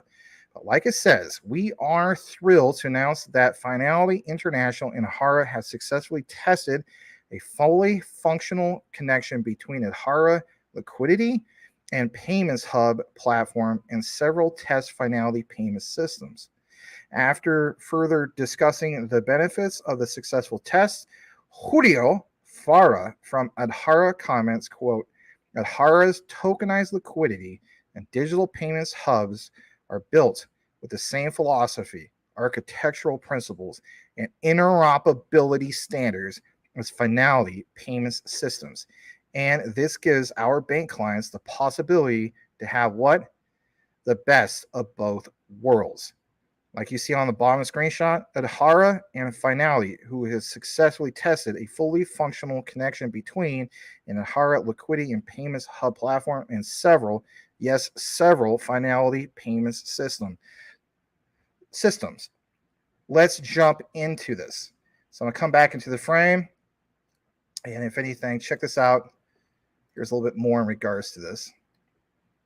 And basically speaking, it leads us to this right here for R3. On May 24, 2023, R3 posted some of this. States agreeing to disagree. Interoperability in a world without compromise. Here it is from Richard Brown. And in the last Q&T video, we share some of his key interview. He states he made a mistake when he designed Corda. Doesn't that not sound good? Well, we're going to get into it. It's going to make sense to you. He says he thought the attractions of an Ethereum mainnet style shared global network were so obvious that enterprise blockchains would follow the same model. Listen to this for a second. Even if you're not interested in Q&T, listen to this for a second. But it turned out that every successful project wanted to run its own separate network. Looking back, they were right to do so. But it means we needed a new approach to what? Interoperability. And you know where I'm going with this. And two major milestones in 2023, not 2024 or 2025 or 2026, 2023 will deliver it. Now, when I got more into this and so on, right, it talks about some of these key things. And I want to state this. I have seen a certain individual who wants to be incredibly bullish on Ethereum because he's like, it is the chosen player of Wall Street. And that may very well be true to a degree. You also have to keep in mind that there's such a thing as in ecosystems, and existing ecosystems are doing what, guys? They're jumping ship to other platforms, not just because of the concept of, those platforms are innovating, but because, let's face it, right? We're always talking about those gas fees. If you're a new startup and so on, you're really going to tell me you're going to build on Ethereum, and that's the innovative platform you're going to go with? Pump the brakes on that one, right? So it talks about this whole thing about Ethereum, talks about obviously this other concept in regards to Corda and the example I'm going to give you here. But he states when he designed Corda, the aim basically was to achieve something similar for firms who have those constraints, regulatory privacy, performance, meant that they couldn't use a permissionless network, but who nevertheless saw the benefits of doing business on a globally shared ledger, right? Globally shared ledger in synchrony with their trading partners. Corda has, of course, supported different contracts and interacting directly with each other from the very first release back in November 2016. And of course, that's why they established the Corda Network Foundation. And that, of course, soon was to be built, but, globally to Corda Network, so on and so forth. But the point he's trying to make here is this, and I think everybody's paying attention to this, and this is why I want to bring it to you guys. And again, I love how Quant Papa did more of the deeper dive into it to bring it to us. This guy goes on to mention, he soon began to notice something that we found quite vexing. Every project wanted to have its own private section of the Corda network. They absolutely did not want some random third parties coming along and using their application in ways they hadn't anticipated. They saw the same thing happen with other enterprise blockchain platforms too. At first, he thought this was merely a problem of education. There were subtle privacy considerations that made it attractive to run standalone Quorum or even Hyperledger Fabric networks, but Corda was explicitly designed to avoid these issues. Perhaps our customers just didn't realize that. He spent a lot of time explaining to customers why he thought that and why he felt as though they were wrong, and wrote a lengthy blog. Can you imagine this? Posting, explaining what bad things happen, and like he says, if you weren't prepared to share a network with other projects, here's an article from that particular time. And the part I want to point out here is this right here. I'm not gonna read this whole thing, but I like what's mentioned here in regards to the applications. He states, each application will require its own identity, consensus, and governance processes. The firms who deploy nodes to connect to these applications will be lumbered with expensively duplicated and incompatible infrastructure. Think about this, incompatible infrastructure in their data centers. And the industry will then have to spend millions of dollars. This is crazy, right? But this is true. Inventing ways to make these isolated applications interoperate with each other. The complete opposite of what the enterprise blockchain revolution is intended to obviously do just what? Deliver. And a complete replication of the technology nightmare firms find themselves basically in today. All right. He talks about, some of these other things, but another key area I want to draw to your attention, because this is some good stuff. And that is, he states in this insight, the extraordinary valuable point of what I'm getting across to you is everybody is on the same network. And he states it's so important that he even went to as far as to say, coin phrases like universal interoperability. Yeah, I know. You know where I'm going with this. To explain to users of enterprise blockchains why they had to get on board with the idea of running their applications on shared networks. Now, where I'm going with this is this. The old system, obviously, is like he mentions, it's going to cost millions and millions. And if you add it up with all the other companies, may very well be into the billions. Who is the platform where they can do just that? The universal interoperability with the old standardized systems, quants over ledger. Of course, this triggered a lot of soul searching, like he says, and so on. Maybe ticked off some of the people, his explanation. But there's a lot of course that was, mentioned here. But on this bottom part, he states this right here. And that is what he found in the enterprise space, because we are talking about enterprise, was that the dynamics are completely different. And so each enterprise blockchain project of any major platform has typically deployed to a separate network. Look at this example. It says this wasn't a problem at first, but his fears of chaos didn't, come true at the time.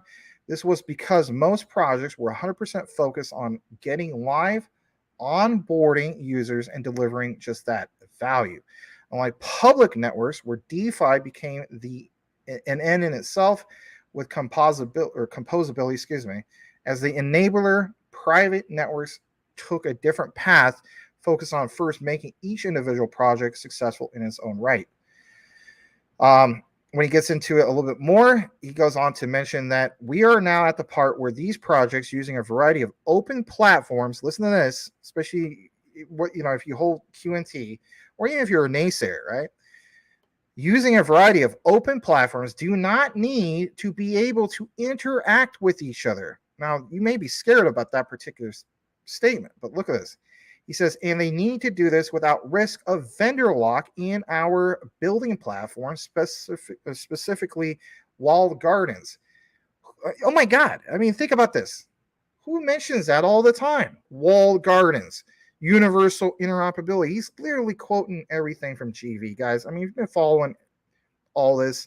These are like literally word for word taking somebody else's verbiage, if you will, and mentioning it right here. It says, is their decision to deploy to different networks going to bite them, and do so big time? Happily, no. And this is, thanks to two distinct projects, both of which deliver real impact this year, and both which are relentlessly focused on driving open, trusted interoperability. Now, let's give you some examples. So here's the first project. Okay. And in the last deep dive, we did talk about Finium. We did talk about Finality and so on. So the first project is a new interoperability protocol focused on the needs of regulated networks. Pay attention to this part.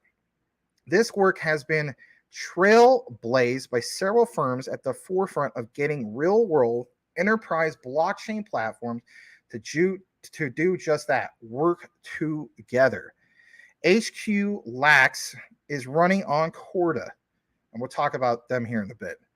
And Finality is running on, for instance, Hyperledger Besu, which is an enterprise Ethereum platform, in which, by the way, Quants Overledger can talk to not just Hyperledger Fabric, but the whole Besu lineup. They were the first projects, if you're wondering about this, to reach the point where they needed to connect their applications. Yes, connect their applications. HQ Lax is a sophisticated, regulated digital asset network used by who? Large financial institutions. Remember in the last deep dive, we talked about those institutional swaps and how big that was. And I used that analogy of Uniswap. Like it was basically like the Uniswap or the institutional Uniswap, if you will. And then literally later on into the research, that analogy was like, yeah, literally mentioned that from the guy who originally posted it. HQ Lax is a sophisticated regulated digital asset used by a large financial institution. I already read that, I apologize. And Finality is a private sector central bank digital currency platform.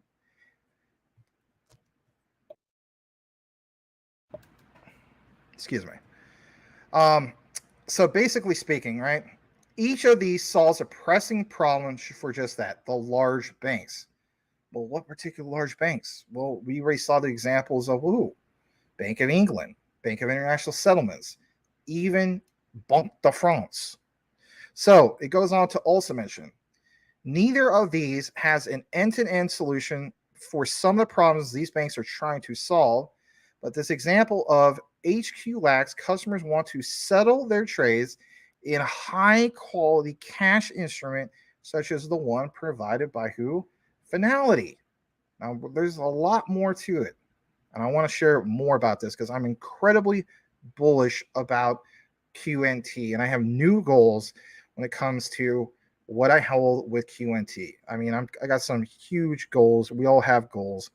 But for me, when we talk about stacking, not financial advice, but I know what I have got to do when it comes to QNT. Now, supply and demand and so on. This creates a need. A need for what? A very specific type of what? Interoperability. And back to the previous deep dive, if you watched it, atomic transactions between the two platforms. This is not a typical problem that anybody needs to solve in the permissionless space, since contracts typically only interact with contracts deployed on the same network. But like it says, there was no direct prior art anybody could build on, so the engineers prototyped a solution. And of course, it has this whole thing about R3 and Alhara, and that's why I want to introduce to you. So I'm going to get into this next part, and it's all going to flow together, but I had to kind of introduce it in a way for you to kind of have an understanding about. And basically speaking, I think it's about right here. Give me a second. Yeah, let's get more into it. So before we get into this whole concept of what we're going to share in regards to, our Alhara and so on, I'm going to show this to you. And basically, we were talking about finality and all this. There's some key things, right? So if you're wondering about this, each of these solves a pressing problem, like I said, for large banks. And just in case you missed that segment, it goes on to mention the example of HQ Lax customers who want to settle their trades in a high-quality cash instrument, such as the one provided by Finality. I showed you that earlier, but this kind of puts a little bit more of that emphasis on it. All right. We're going to take you back, for instance, to R3. And if you haven't been to the R3 site, again, obviously there's some key things that are just, it's kind of like almost unbelievable, right? When it goes to the terminology, but you, again, see where we're going with this. So on the top, if you haven't been there recently, they have this thing called Interoperability Hub. Goes on to mention building a connected network of regulated networks, bringing secure enterprise blockchain interoperability and optionality to regulated institutions. It says, welcome to the Interoperability Hub. Discover the full potential of enterprise blockchain interoperability with expert insights, approaches, and resources from who? Well, obviously R3. So on the other particular site that we were just at, remember we talked about avoiding those vendor lock-ins, and how about this blockchain choice and optionality? We talked about with quants over ledger, for instance, being able to quickly switch to, for instance, like the XRPL, right? And then some of these other examples, you know, and then if you're a project that wants to deploy a contract, being able to quickly and efficiently deploy, for instance, a QRC20 contract on the Overledger platform. What about liquidity? Access to regulatory friendly liquidity, right? Asset bridging and atomic swaps. Last deep dive, we talked about that. So it states the future of enterprise blockchain depends on just that, the ability of distributed technology providers to work together to connect multiple blockchain and DLT platforms in a standards-based and collaborative way. So again, not the whole concept of walled gardens, right? You know, I hate to use that, example, but it's true. They believe that there will be a proliferation of digital assets and currencies in the coming years across multiple networks of value. Who also mentions the whole concept of an internet of value numerous times. He also mentions internet of trust. How many times has Gilbert Verdian mentioned it has to be openless? How many times have you seen in the trailer it talks about it, you know, being openless? You know, there you go. Openness and interoperability, not isolated wall gardens. I mean, you can't make this stuff up. It's literally like they took everything from R3 of what Gilbert Verdian was mentioned in interviews numerous times over, you know, what, from 2019 to present, and literally slapped it right on their website. All right, goes on to mention in regards to not making this isolated with walled gardens, they are the key to unlocking the new sources of opportunities across the industry. Tad bit more in regards to this. The future is interoperable. I mean, again, you could go right to the site and view this all for yourself. It's pretty impressive. It says the backbone of the new digital economy is already forming. Again, this is also taken from what? The Quant Over Ledger trailer. That lady that sounds like she's from a James Bond movie. Does she not mention some of these key things mentioned here almost word for word? Don't believe me? Go replay that trailer. Countries, institutions, and entire industries are becoming more connected by leveraging distributed technology. Today's modern regulated institution wants to be a part of an interconnected network of networks on multiple DLT platforms where assets transact seamlessly and securely across protocols. Again, another thing taken from the other Quant Over Ledger trailer. Don't believe me? Look into it for yourself and replay it, and you'll come to the conclusion, well, I'll be darned. Yeah. To support industry collaboration, R3 and Ahara are proud to announce the launch of a groundbreaking initiative, Harmonia, a hyperledger lab. Now check this out. We're going to jump to the next part of what we have. And basically speaking, here it is. June 15th, 2023, just in case you missed this, it goes on to mention in Harmonia. Here's the introduction to Harmonia. It's a hyperledger lab unlocking interoperability for who regulated financial networks. Isn't the whole concept of where we want to get in the future to have the regulated financial networks? Because again, we want the institutions. I mean, we can mess all day long with the small, you know, the small potato stuff. But I don't know about you, but the things that impress me the most is when I hear talk about the big institutions coming in, because I know that is a game changer. We're going to get trillions and trillions and trillions of dollars of tokenized assets, right, that will contribute to the overall crypto market. I have to pay attention to, just like what you guys do, what the BlackRocks do, the Fidelities, the Vanguards, right, and so on. So look at this. DLT gained significant traction in recent years in the financial sector. Yes, where its promise of data consistency, security, and shared business logic is the key to resolving long-standing market level inefficiencies. However, as the adoption of blockchain networks continue to expand, a pressing challenge, of course, has emerged: the ability for these new solutions to seamlessly communicate and transact, which is that, one another, right? Again, Can't have any of those walled gardens, walled silos, whatever you want to refer to it. There can't be constraints in regards to the financial industry. Now, this, in my opinion, is a project that has totally flown under the radar. And again, this is what I love about Quant Papa. Give him a follow at Quant_Papa_, because he takes a deep dive into some of the things that, let's just face it, may have been reported since last June, but didn't get proper coverage as far as content creators and so on. Meet Harmonia. Recognizing the need to address this challenge head on, R3, yes, R3. We're always talking about the R3 Corda Bridge, for instance, or especially with Zenfin's XTC. But we're talking about some QNT here, are we not? So, in collaboration with Adhara, is proud to announce the launch of a new connectivity initiative, Harmonia, which is a Hyperledger lab. As a community of open collaboration, Hyperledger Labs is exactly the venue the industry needs to accelerate the development of what? Interoperability protocols specifically tailored to who?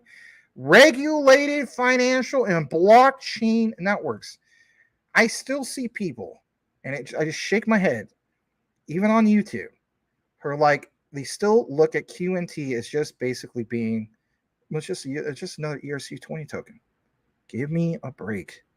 To date, much work undertaken by financial organizations to solve interoperability challenges has been undertaken in private, hindering collaboration and impeding progress. He talks about Harmonia Lab, what they're trying to do, because this is an introduction. They are seeking to change just that, what we mentioned here, by fostering open industry collaboration by providing what? A platform for information sharing. Harmonia aims to bridge the gap between various stakeholders and facilitate a harmonization of approaches. The harmonization of institutional grade financial services? That sounds pretty incredible. All right, what about the collective effort here? Let's get into that. The collective effort will increase clarity. Oh my God. How have we been talking about for a couple years now that we want some kind of thing of a collective effort to increase clarity, regulatory clarity? So are we literally gone from the point of the concept of that regulatory framework, but having a regulatory platform, a clear, precise platform? I think you know where we're going with this. So yes, this is going to increase clarity. It's going to establish common ground and pave the way for seamless interoperability across regulated financial networks. It says that their aspiration is to encourage the incorporation of critical industry insights into existing interoperability work streams.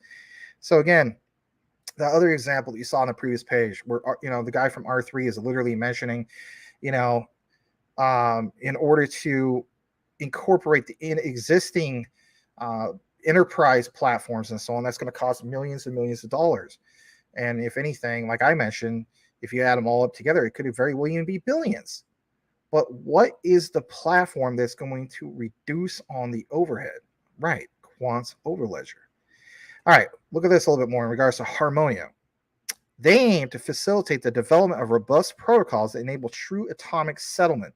Again, guys, if you watch the last part, when I chop this up later on, you probably will see a little thing in the thumbnail to watch the previous one. You can pretty much say this is like a part 2, and that's why I do these types of things. I want to keep you guys updated on some of this. So, yes, atomic settlement across what? Financial market blockchain networks.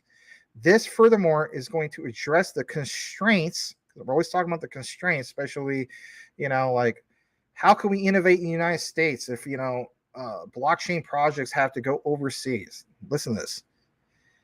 By addressing the constraints and requirements specific to these networks, Harmonia aims to unlock the full potential of blockchain tech, opening new avenues for secure and efficient chain or cross-chain operations. Harmonia takes a unique approach comparing to existing interoperability frameworks, because you know what? You might be a guy who's just tuning in and you're like, I don't want to hear this. Who cares? You should pay attention to this, Because you want to know what? There's other projects we cover, obviously, than just, for instance, Quants or XRP and so on. You know how we cover Casper? Yes, Casper with the hard R. Listen to this. Unlike Hyperledger, Cacti, remember how I referenced, for instance, Casper, for instance, or YUI, another Hyperledger lab, Harmonia, if you're wondering what sets them, away from the pack, they are not a new framework. And I think this is bullish as all hell in itself, because I don't know about you, I always want to pay attention to what is unique. It's one thing to say you're something new, but are you really providing a new value?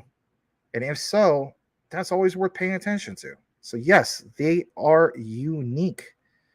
So simulator, it is not intended to define a formal standard like the work of the Enterprise Ethereum's Alliance Interoperability Working Group, but instead, Harmonia's objective is to share a comprehensive set of principles, requirements, designs, and code samples to help inform and accelerate such initiatives. Listen to this, it gets even better. The road ahead may be challenging, but Harmonia's principles, designs, and code samples will serve as a guiding light. We talk about, like, again, you need that framework to give, clarity, but I mean, this is more than just like a beacon, if you will. You know what I mean? Like, we talk about the turbulent waters of, the crypto industry and so on. Is this like the lighthouse? I hate to use that analogy, but this is a good example. The road ahead may be challenging, but Harmonia's principles, designs, and code samples will serve as that guiding light. Sorry to mention that. Uniting a spirit of collaboration and propelling the industry towards a future where true atomic settlement across financial markets, blockchain networks becomes a reality. And I love that statement as well, because if anything, people always say this is just speculation, Max. You could talk all day long about this, Max, but it's just speculation. But I like the idea of something so huge like R3, right? And we know how big R3 is at this point, do we not? But the concept of it becoming a reality. Because here's the thing, big financial institutions, they don't want anything speculative. They want things that are going to be just that, a flat out reality. And for us as, the retail investors are investing into this big, institutional grade technologies, if you will, we want to be convinced that this is absolutely 100% solid. Do we not? All right, let's talk about this for a second. Hyperledger Lab Harmonia. Man, that sounds sexy as hell, does it not? I know some people won't let me say that, but that just sounds sexy as hell. The Hyperledger Lab Harmonia, anyway, takes its first steps.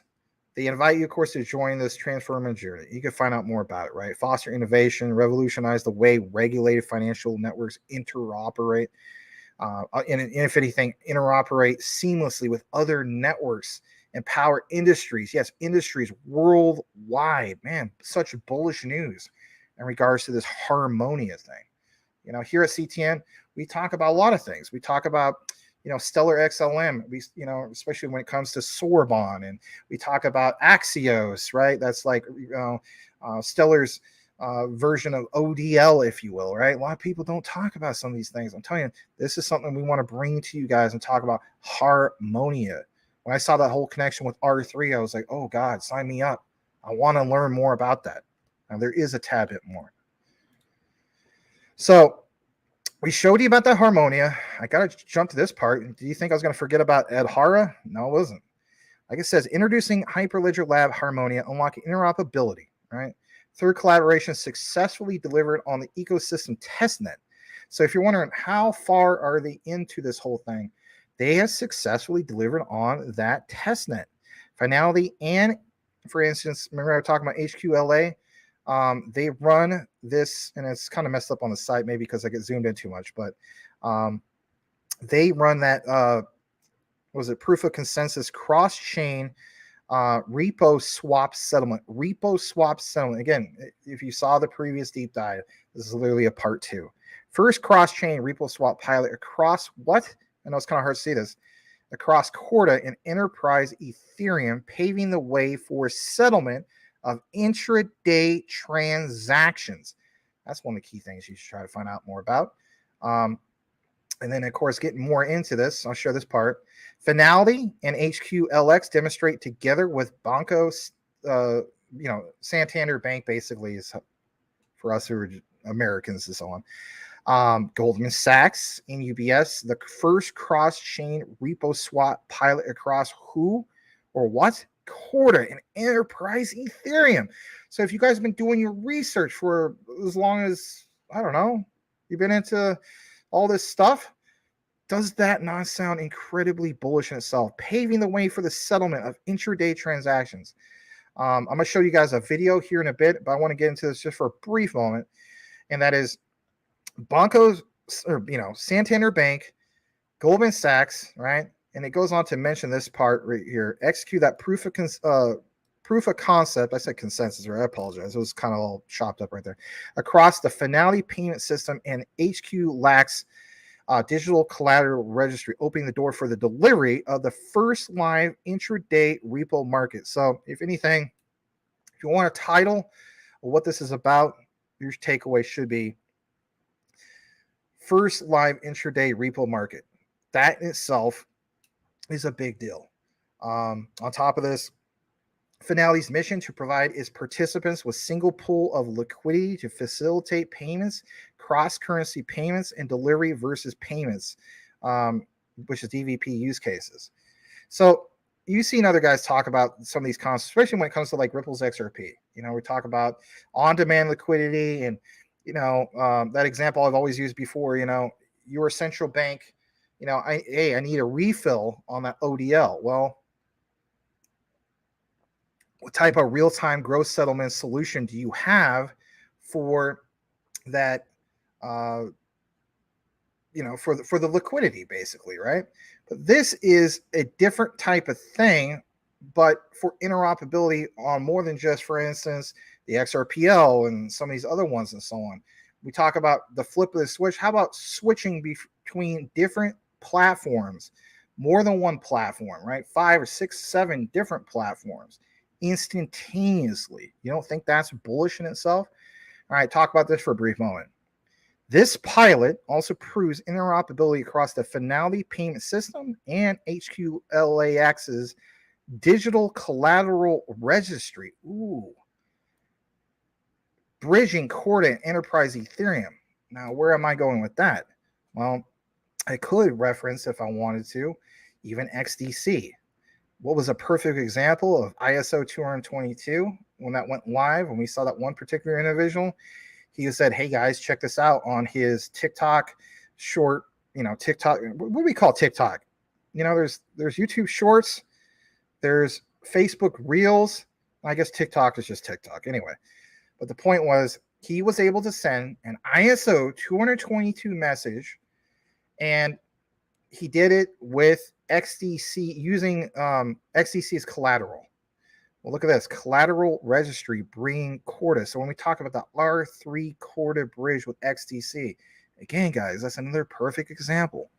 The proof of concept shows the applicability of the HQLAX's model beyond its existing delivery versus delivery use cases of its collaboration with what? On-chain payment providers.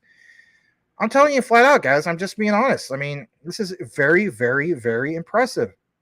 I'm going to go further down on this because we're talking about collateral. I want to show you guys this. The transactions were atomically settled across the 2 platforms, meaning that each system, because I want it to make sense to you guys, boundaries were respected. And here's another example. No collateral was represented on the FNPS, and no cash was represented on the HQLAX's digital collateral registry. And the swap only completed, when both systems confirmed all criteria had been fulfilled. What will also help, to a sense, even make things that much more better. Again, ISO 222, because we understand that, that messaging layer, if you will, that's going to be huge, right? That's going to be a game changer. This also demonstrates how platforms running on different DLTs can be linked to deliver enhanced resilience, reduced risk, and reduction of fragmented liquidity. So it wouldn't be just, for instance, the XRPL and so on, right? We would have other ones, but the key is all of these big financial institutional platforms being able to have the interoperability and quickly switch between each one pretty much instantaneously. That's a game changer.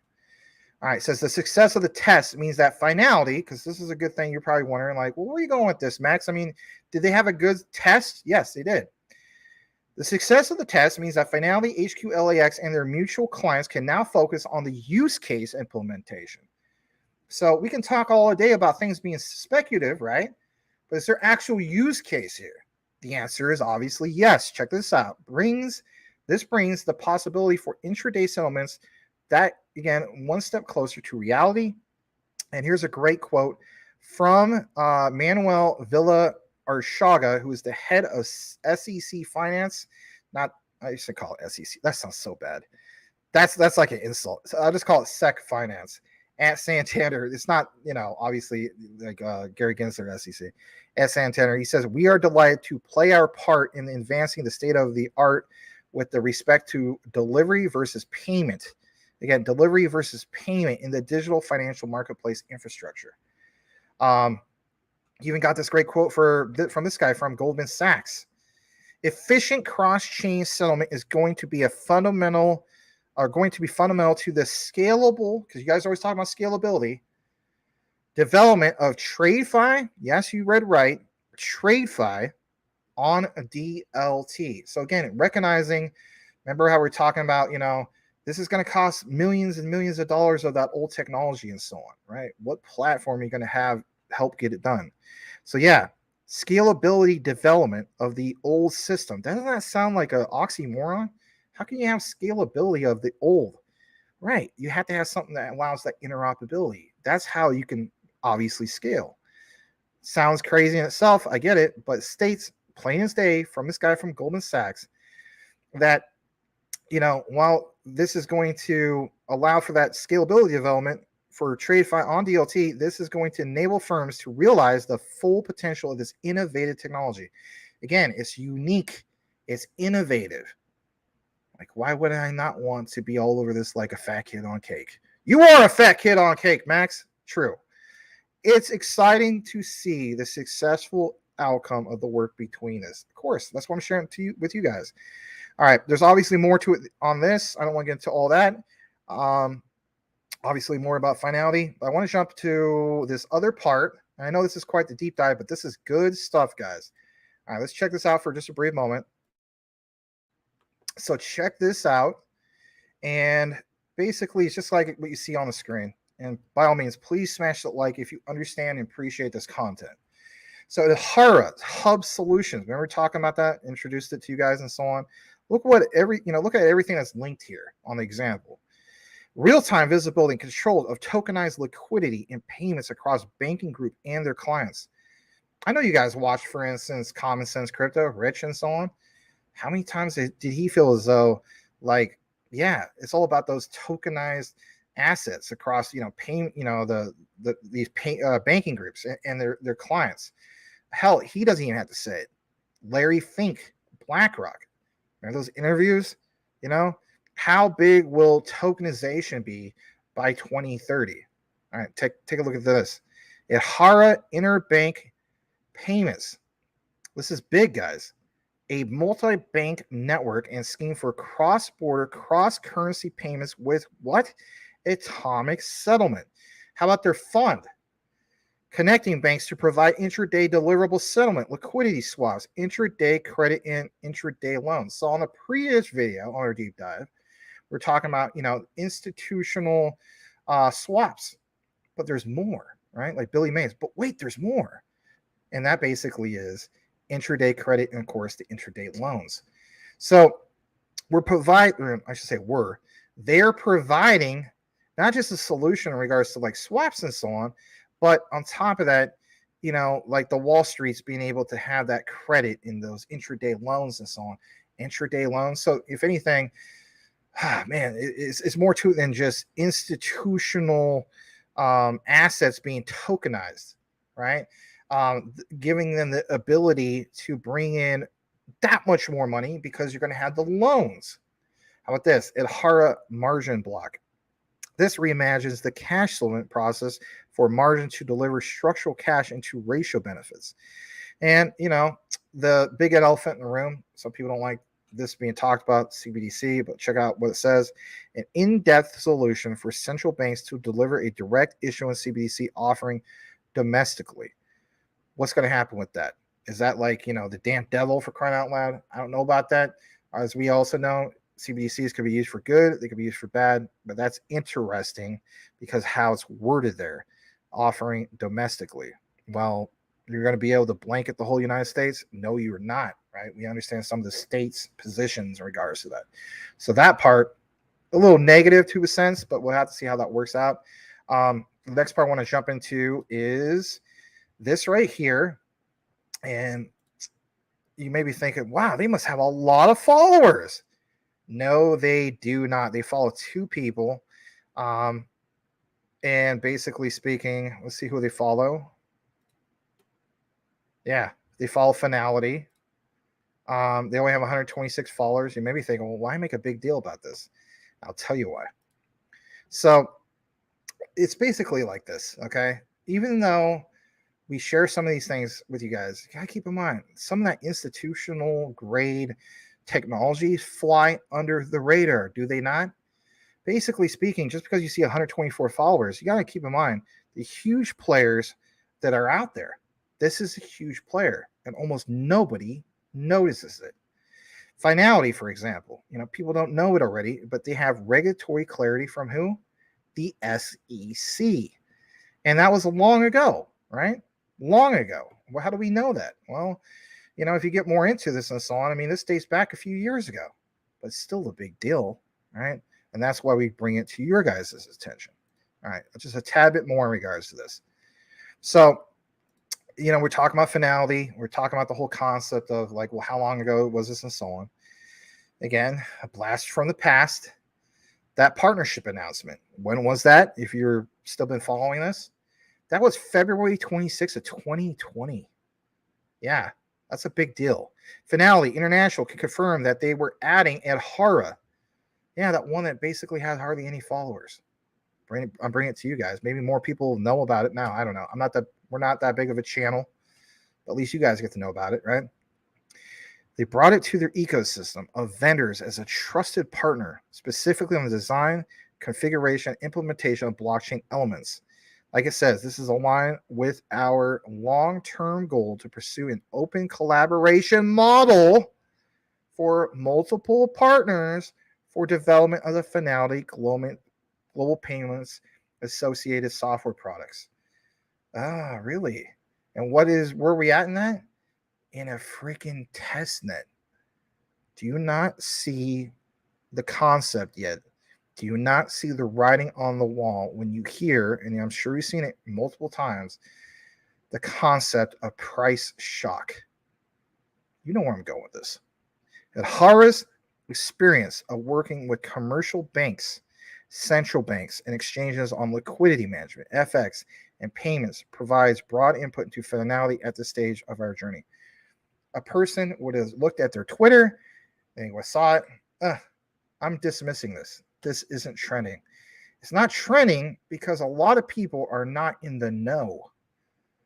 Notice all of a sudden we reference this from the past, and where are we at right now? My God. All right, check out this. This is good stuff. All right, so we talked a little bit about HQLA X, if you want to call it. I call it just, HQLA, but you could call it HQ Lax. It doesn't matter. I guess we'll call it HQ Lax because you know what? I want to state that because we're always referencing Lax chain, right? So let's just call it that.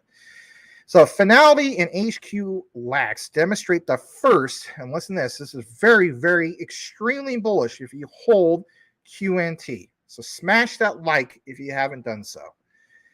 They demonstrate the first cross-chain repo swap pilot.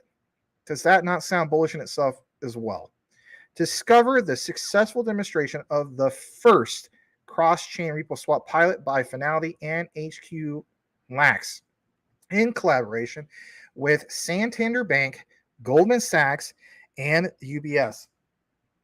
The pilot project utilized two Corda. Remember, we showed you R3 earlier. You know where I'm going with this. I gotta give you an outline. Some people, I get criticized. Max, you do deep dives, but you take too long to do it. You really want me to chop out all this juicy stuff? Really?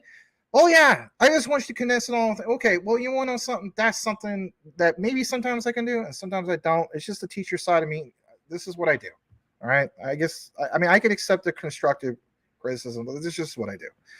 All right. The pilot again project utilized by Corda and enterprise Ethereum blockchain platforms to be enables efficient and secure securities, lending, and collateral management across different blockchain networks.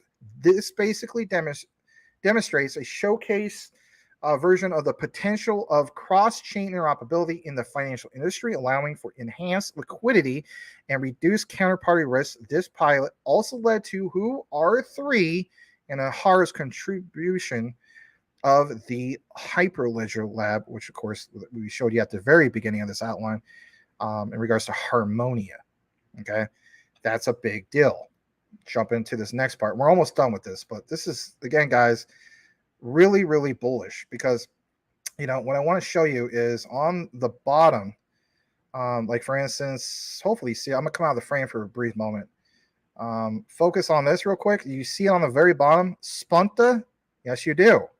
So the reason I want to focus on that for a brief moment is because, for instance, remember how we always talked about SIA? Remember when we had Tokenizer on the show? Well, basically speaking, that's SIA chain, basically, like the app that Gilbert Verdian was basically talking about for the longest time, if you guys remember that. That's bullish also. All right, let's jump into this next part of what we got to, get towards closing this up.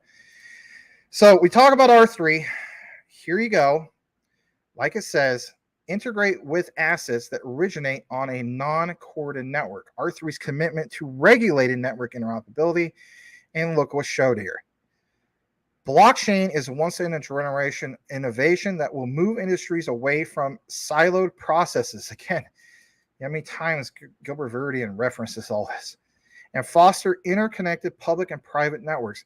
That's why we are actively engaged in proof of concepts that show non-traditional digital assets coming securely out of a regulatory compliant Corda-based network. They've gone ahead and set up Hyperledger Lab Harmonia, a set of principles, requirements, designs, and code samples to help regulated blockchain networks interoperate with industry partner Ahara. Hence, again, why we're showing you guys this. Again, these are things that fly under the radar. All right, a little bit more about this. Check this out. So this part might be a little bit hard to see, and I'll come out of the frame on this just for a brief moment. And what I like about this real quick is, like it says, introducing Hyperledger Lab Harmonia, unlocking interoperability for regulated financial networks. But what is highlighted is that Ahara has enabled interoperability across a number of platforms, including Nuvaria, Fintium, like we talked about in the previous part 1 of this from the other deep dive, HQ Lax, and just that, Finality. Look at the example on the bottom. It's a connected digital capital markets ecosystem. You have, for instance, post-trade collateralization, digital collateral swaps, like we talked about earlier, digital repo, which is basically referred to as intraday. And then on top of that, how about post-trade settlement, fixed income and equities, DVP?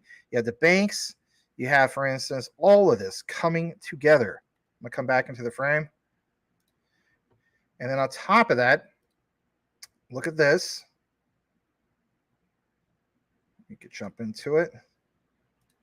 Straight from the Ahara.io site, Finality and HQ Lax demonstrate together with Santander Bank, Goldman Sachs, and UBS the first cross-chain repo swap pilot across, of course, Corda and Enterprise Ethereum, paving the way for settlement of intraday transactions.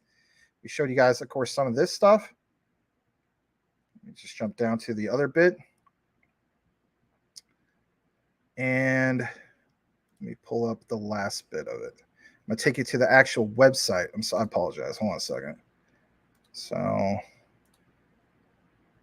there's a quick little video on this. It's good stuff. I don't know. I thought it was pretty good, at least. Let me see. Man, sometimes, these pages, they load up and then they go away. It's kind of weird. Kind of annoys me, to be honest. All right, here we go. I'm going to jump to this. Here we go. So this is going to give you an example, of what's going on with this. So again, intraday liquidity and payment solutions for the new wholesale digital ecosystem. Adhara's real-time solutions for treasury and transaction services engage with a variety of core market participants to extract structural benefit and drive both optimization and revenue-generating strategies. Revenue-generating strategies from the institutional grade sector of things? That sounds amazing. This is 3 minutes and 47 seconds. I'm basically done talking about this. You got to see it for yourself. I'm going to play this example for you. Let's go ahead and full screen this. Please smash that like, and we'll be back in roughly under 4 minutes and get back into the comments. Thank you again for being here. Really appreciate you guys. Here we go.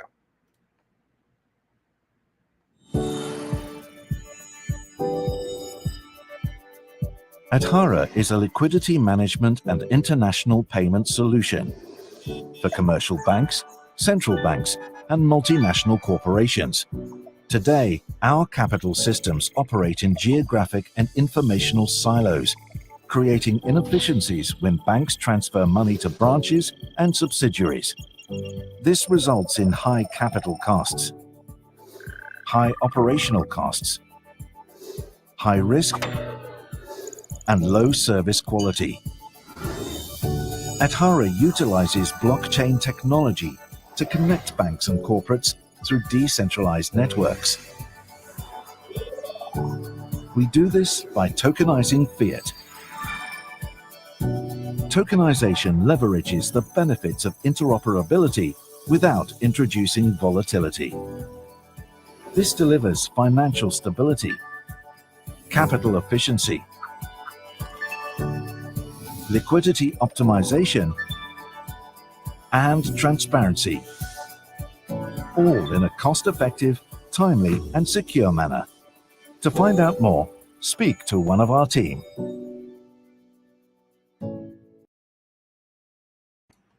All right.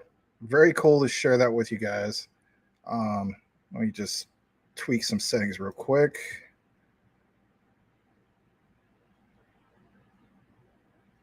Hold on a second.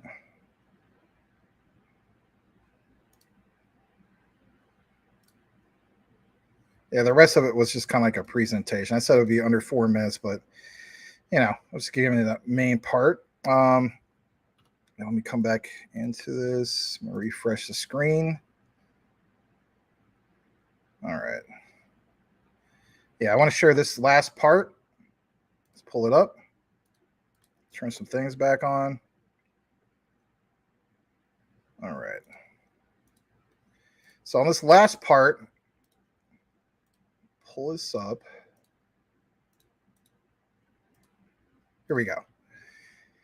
I like this. It says it's the gold standard. I mean, what's not impressive about anything, like being a gold standard solution, all right? I think I might be out of the screen. Hold on a second. Yeah, let me come back in.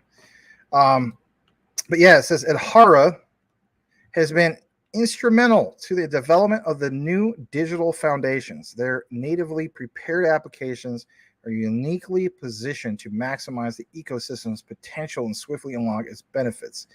They, of course, have this collaboration that we talked about. Well, I'm not going to harp on it too much more. But I do like the idea, like it mentions, bringing targeted value to market. Like Gilbert Verdian always mentioned, creating the internet of value and also the internet of trust. And this last part before we close out, like it says, and remember, also reference from the R3 site, enterprise ready.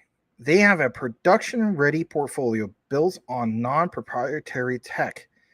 They solve problems that are most meaningful to their clients today while contributing and setting standards for a simplified adoption path tomorrow. I don't know. I'm just incredibly bullish on all this. I just think that, if anything, it's worth paying attention to. I'm so glad that Quant Papa brought this, obviously, to our attention. And if anything, I'm really glad to bring it, of course, to you guys. Let me know what you think in regards to Ihara. Do you feel as though it's something that's completely, flown under the radar for yourself? Did you even know about it, Ihara?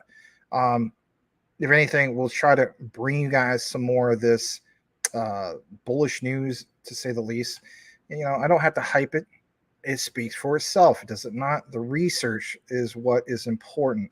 Understanding that a lot of times, just because you didn't see it all over the internet and trending and so on, doesn't necessarily mean that it's not important. What is important to me is what the institutions are doing.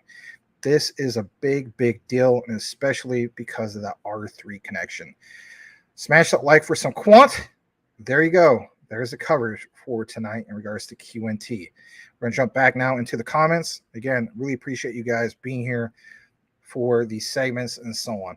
We're going to recognize the last bit of comments that we have. I think, if anything, we're just going to read some questions and comments, and we're going to go from there. We're now at the 2 hour and 21 minute mark of the show. If you just connected and you've never seen CTN before, I'd like to give you a formal welcome. Thank you for obviously joining us here tonight. Really do appreciate it. Any questions or comments you have, we have a very welcoming community. And guys, if you see anybody that's new, please give them the warm welcome. All right. So I'm going to go through a few more of these comments, see if there's anything specific. I'm going to double check the other screen. I think we're good for the most part. I did see OG Crypto in the comments. Welcome, Mr. Gangsta. OG Crypto. All right. Corey Bebe says, nice stellar news today. Well, I didn't get to get into that specifically because I didn't have a chance to, but I will catch myself up on that and look more into it. So I'm glad you guys found out more about that. Let's see here. I missed a super chat from Rue Black. Oh my God. A while ago. I'm so sorry, man. I was in my little spiel, if you will. Thank you so much to Rue Black and a 777 super chat. He says, Max is the GOAT of Jasmine content. Well, thanks, man. I do try to bring some Jasmine to everybody. We'll have to get you back on the show sometime. And give Rue Black a follow. I'm going to show his page real quick. I mean, come on, you dropped a super chat for crying out loud. I got to at least do that. He can be followed at Black Rue, BLACKRUE. And I'll pull up his channel here for a second. All right. And yeah, let's pull this up. All right, here we go. You can follow him over here, and he's both on crypto Twitter and YouTube, and it's just at Black Rue. He is Rule Black, and he has been on a show twice. We look forward to having him on again. He does have live shows. He had one about 3 days ago about ISO 222 coin updates and bricks, for instance. We did talk about a little bit about that.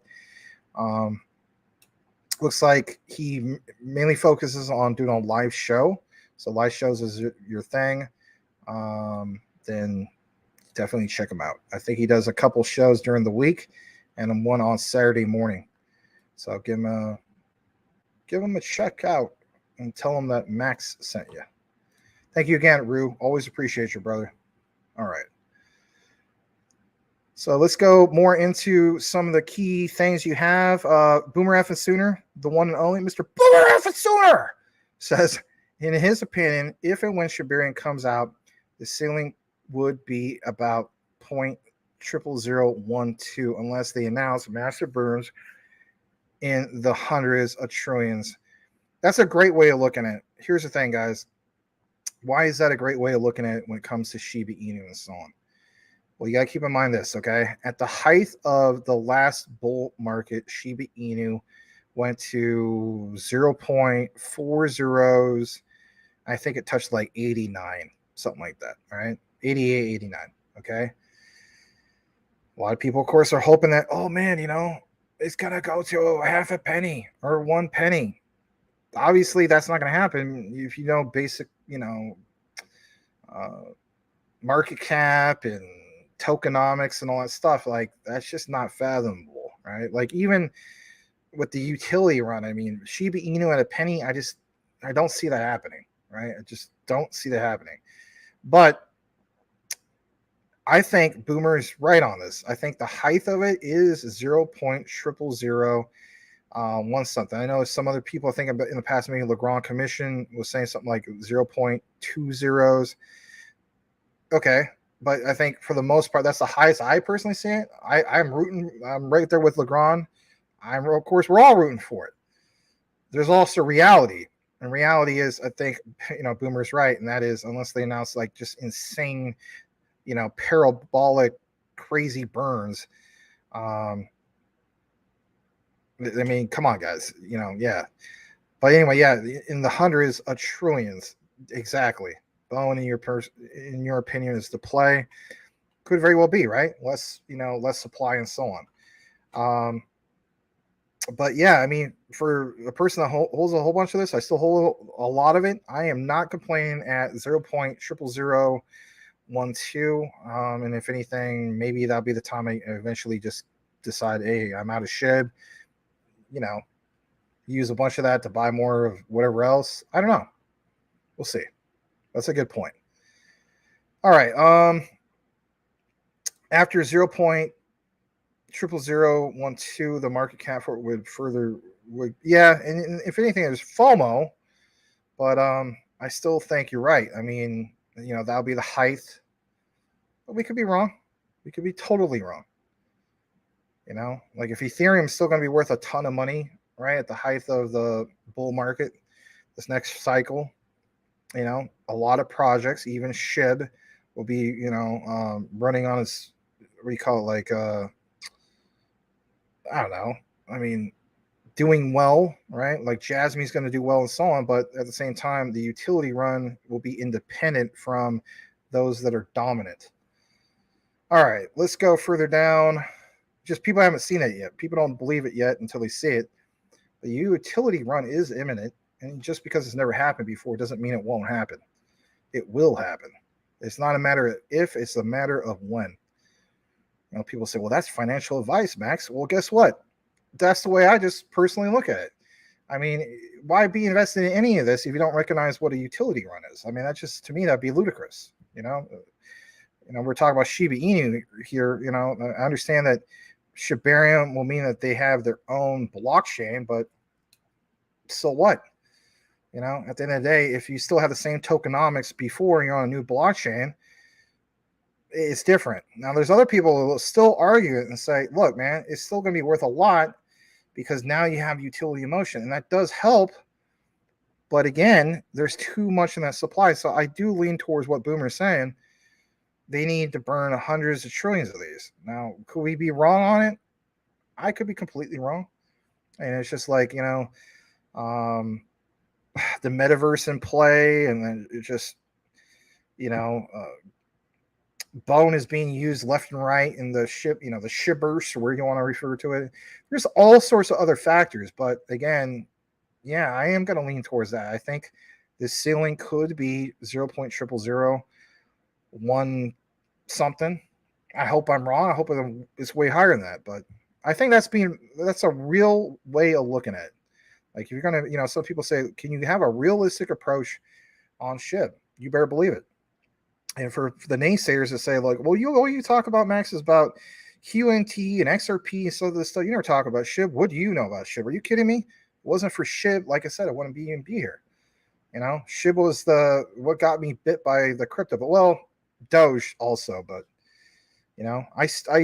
I'm not, as you guys know, I'm not into meme tokens, but I stick to the Cokes and Pepsis, if you will. DOGE is the Coke.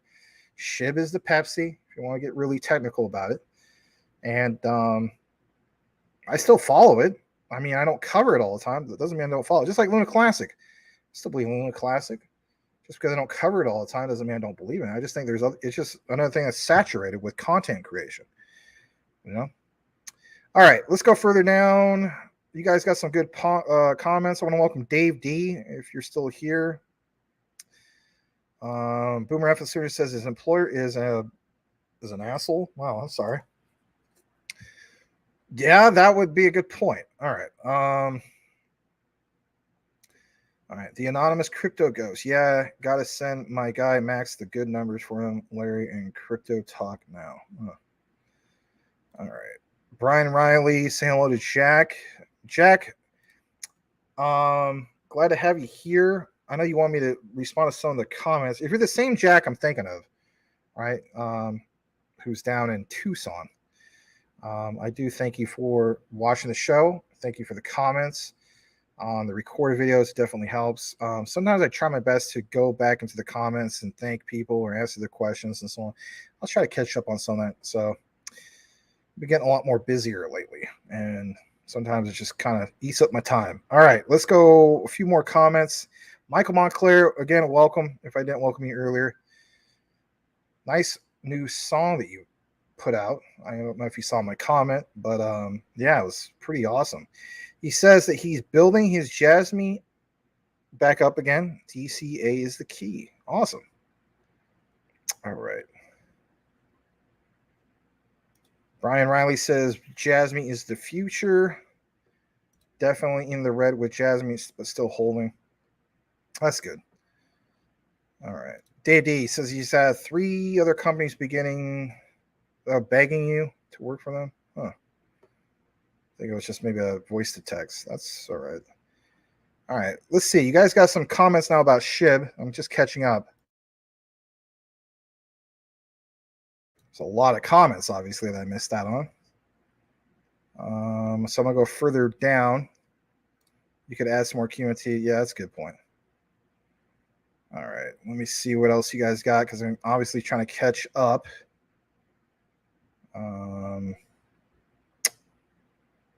Here it is. Taggies at 727. I bet you probably gave up by now, huh, Mike? Mike Cornwall. He's probably like, man, Max is never going to get my comment, man. I'm going to have to super chat Larry for some Hooter wings or something like that, and in order for Max to read this. Yeah, I don't know about that, but anyway. All right, let me bookmark that. Let's see what we got on your, as you would say, your taggies.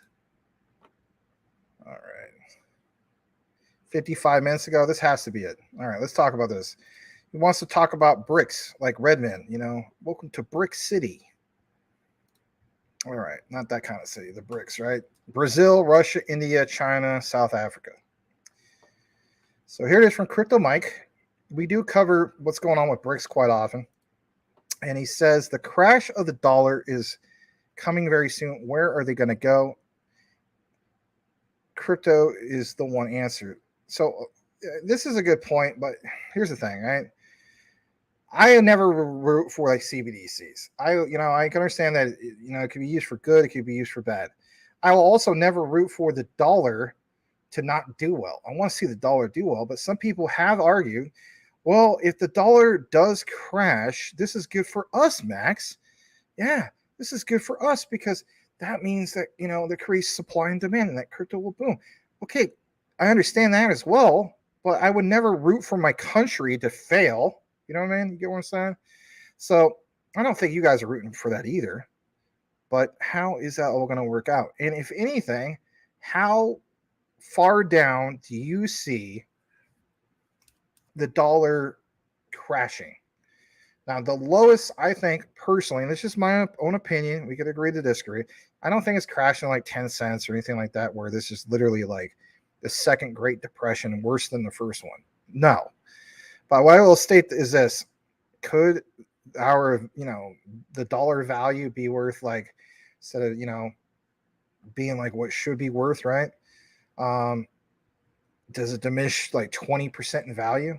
If I go to buy something that normally costs $1, okay, unless you're from like Oregon or something like that, in which there's no sales tax, because I grew up in Oregon, I know this.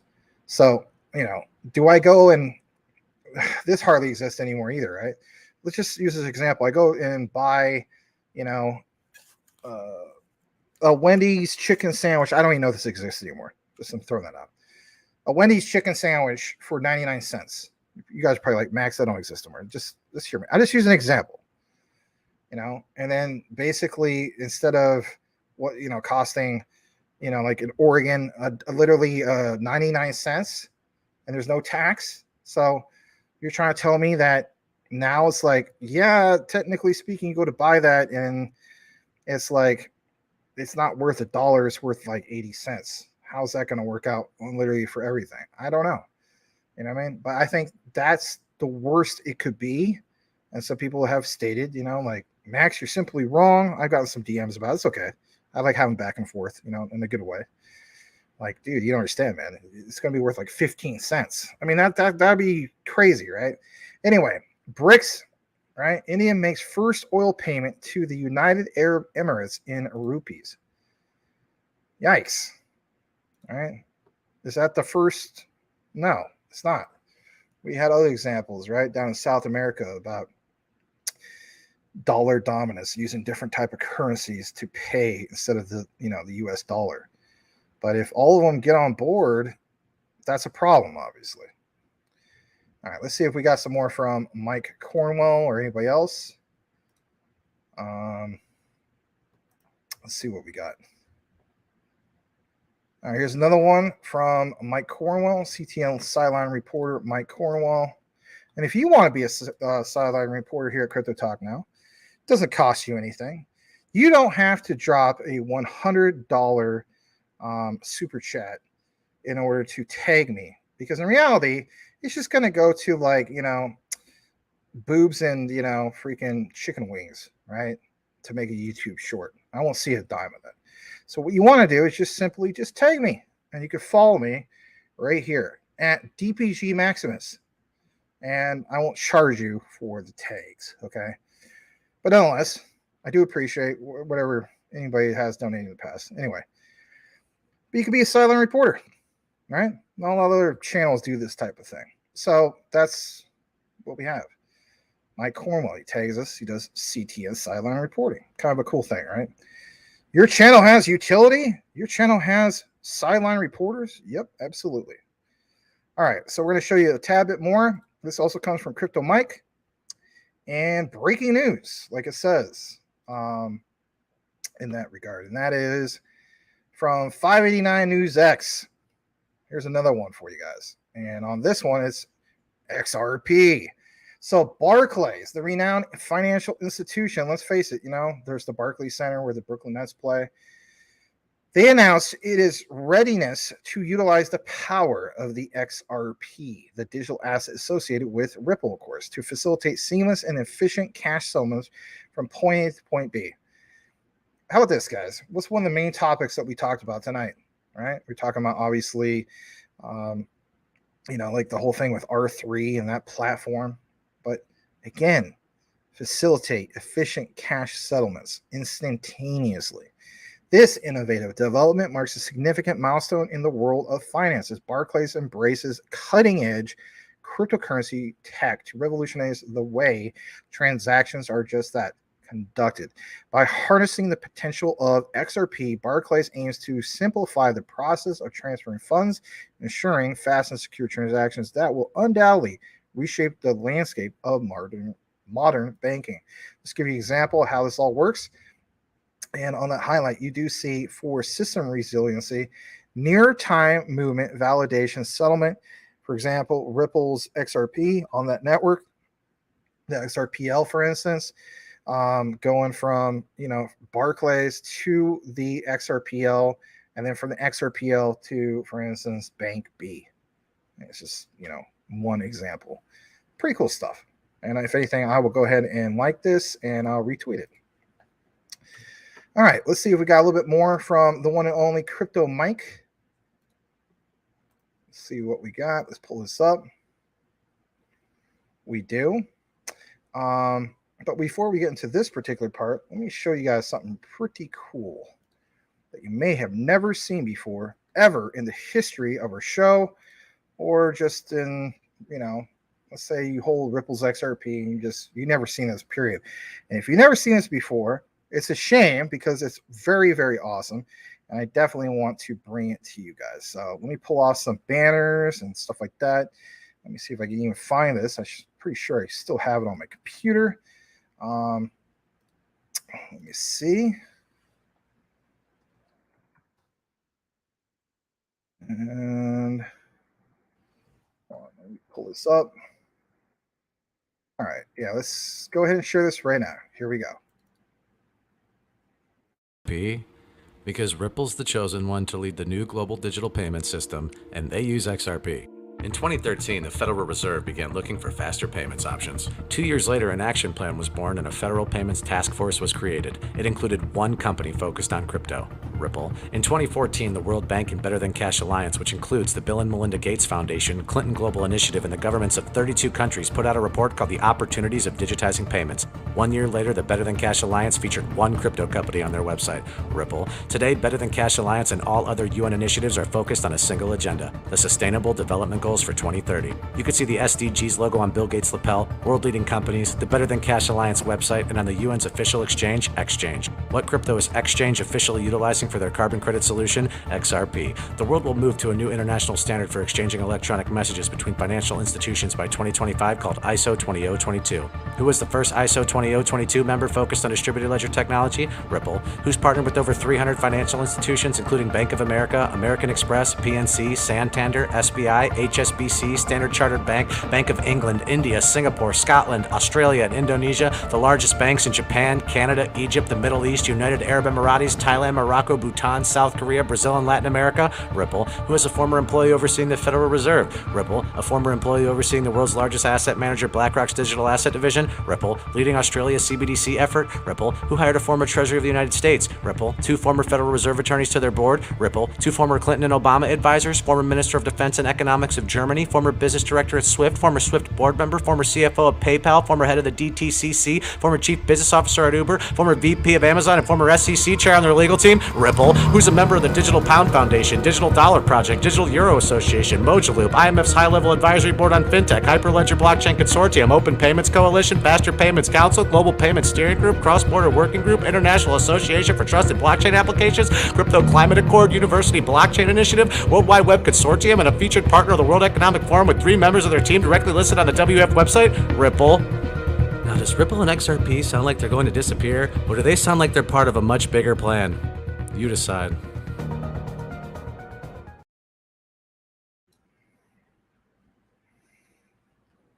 Who's got an incredibly hairy back tattoo of a giant, humongous, gargantuan Hulk smash of an individual? Ripple. Anyway, all right. We're going to show you this next part, what we have from the one and only Elon Musk, aka Mike Cornwell. Smash that like if you haven't done so already. And here it is from Mike Cornwell. And we'll put some more banners on here for a second, because that's what I do. All right. So from CTN Sideline Reporter, Mike Cornwell. He says, "Hey Max, peep this." Well, let's peep it. Yeah. From Decrypt. Helium Mobile debuts crypto wireless network in Miami. Ooh, nice. Because you know what? I do hold a decent amount of helium, HNT. Investor prices are very bullish, and they feel strong, of course, on HNT. And if anything, it's still a pretty decent price, right? You can still, I think, get it under $2. I could be wrong. Maybe it's gone up, but it says powered by the Helium network, the hybrid model carrier takes its first public steps with a cheap unlimited plan and crypto token rewards. Very cool. Going in a little bit more into this, Helium Mobile, who is the hybrid wireless carrier that combines service from decentralized Helium 5G network and T-Mobile's nationwide 5G network, has opened up to the public in Miami, Florida, as the first stop in its rollout. And it's priced at just $5 per month. Now, here's the key thing. Remember, we're always talking about, utility in motion. That $5 monthly fee unlocks unlimited talk, text, and data. Helium Mobile announced Tuesday and does not require a contract commitment. talk a little bit more about this, right? So earlier when I was giving you that example of industries that need to be disrupted, we talked about Jasmy, okay?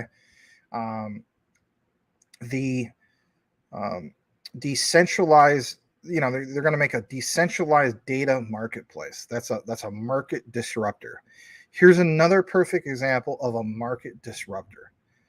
This disrupts obviously the Verizons of the world, the AT&Ts of the world, all these other ones. Does it not? Right. The decentralization of what? Like phone carriers? That sounds pretty incredible. We of course covered AT&T. Doesn't get as much, traction and spotlight attention as some of the other ones, but I've been invested personally into AT&T probably since 2021. Like maybe a little bit after I got into like Shiba Inu. I DCA'd numerous times. I have a pretty decent sized bag. I could probably, I'm looking to get like a bigger bag of this, but I did monitor it. If you're wondering what is the bottom of the recent bottom for the last year, it's definitely that 114, 117 mark. Check it out for yourself if you want to do more research. But yeah, this is big. I mean, like it says, the offering is available to anyone who lives in Miami. The offering, will, in the future, will be more of a broader outreach. I also want to state this, and that is, I don't do any mining, but Helium, as in for the AT&T, has always been one that I've thought about doing. And I talked about this. I think one of the last AT&T videos from a few months back goes into detail about what you can earn in regards to mining. It's a lot more simpler to mine AT&T compared to the traditional approach of like having like an ASIC miner, excuse me. I say ASIC monitor because I used to have an ASIC monitor as in a LCD display anyway. But yeah, that's pretty big. I also mentioned, there's no cap on the amount of data a subscriber can use. That's big. Helium Mobile representative confirmed to decrypt. I mentioned that speeds are, slowed after the user tallies 30 gigabytes of worth of data per month, but traditional unlimited wireless plans often slow data speeds after a certain usage. Heck, I mean, you guys seen it, right? Depending on your plan, they might throttle you after you use a gig. So 30 gigs, I mean, that's not too shabby. That's literally, for a lot of people, like maybe you only have 10 gigs, So it's like 3 times more. There's a lot more info about this. But yeah, we'll go ahead and play this. We got, I guess, a video about it. So let me go ahead and play this. Helium Mobile. And I'll blow it up. Yeah. Smash that like for some AT&T. And thank you to Mr. Mike Cornwell. Here we go. Helium Mobile uses coverage built by the people. By the people? The people. So your phones will be able to browse, call, and text your special friend. I told you that in private. All on the Helium network. You might have heard of it. I think I have. It's this decentralized wireless network that regular people like you can build and grow its coverage. No, there's no one like me. Okay, so Helium Mobile was created because we believe there's a better and more affordable way of connecting people using that network. Oh, really? That just sounds Let like... me explain. The Helium network... Built by people like me? Yeah? Yep, it's made up of these small, beautiful devices called hotspots that people can put inside coffee shops, stores, gyms, whatever. And those hotspots are the things that provide coverage to your phone. Okay, sure. I think I get it. You do? Am I explaining it well? Yeah, doing great. So why would anyone get a hotspot? Because they're just cool people. What? Just kidding. They want to be part of a decentralized network owned by the people that is designed to reward them. And I'm sure they're really cool people too. These people earn mobile tokens every time someone uses their coverage from their hex. I said hex! I mean, that would just be awkward. Yeah, super awkward, right? Yeah. So think of it like, instead of connecting through traditional coverage, connectivity is created by the people, for the people, and we call it people power! Okay. And what's dynamic coverage? Because there's always some locations where we won't have hotspots. For now. We partner with T-Mobile to make sure you always get a signal everywhere you go. Oh, wow. So you have nationwide coverage plus people power. And that equals Helium Mobile. So, my ex is definitely not involved in this, right? All right, I want to say this. So, in the example that they give, they make it look like, for instance, if you are a miner, I should say they make it look this way, but the part where I was mentioning mining, you cannot, and I know this from experience because I had a friend who had a miner. You cannot make the maximum on your rewards by using that approach of having one of these things, for instance, in high traffic areas. It used to be that was a good approach because all that data being used by like coffee shops and so on, where you really make the maximum rewards. And I know this sounds nuts, but you can look at this up for yourself, is in areas where there's no service whatsoever.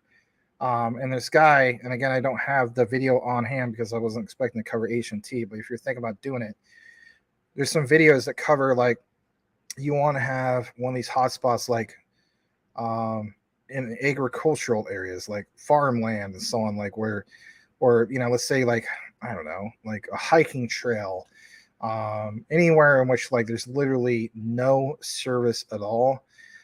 You put one of these there, right? And so if there's no service and a person has to data scrape off of your H&T hotspot, that's the way to really earn the most potential for your helium H&T rewards, because basically that's how it works. It's a form of mining through your hotspot device. And then of course other people, they might just hook it up to their computer and then they have a signal beaming out the window. I mean, you can make money, and some people make decent money, but the ones that really make the money are the ones that have like custom, configurations on an antenna, beaming out. I think you could do like something like 60 miles in one direction. And, but yeah, I mean, nonetheless, it's just a person drive by randomly. They lose, they lose service, right?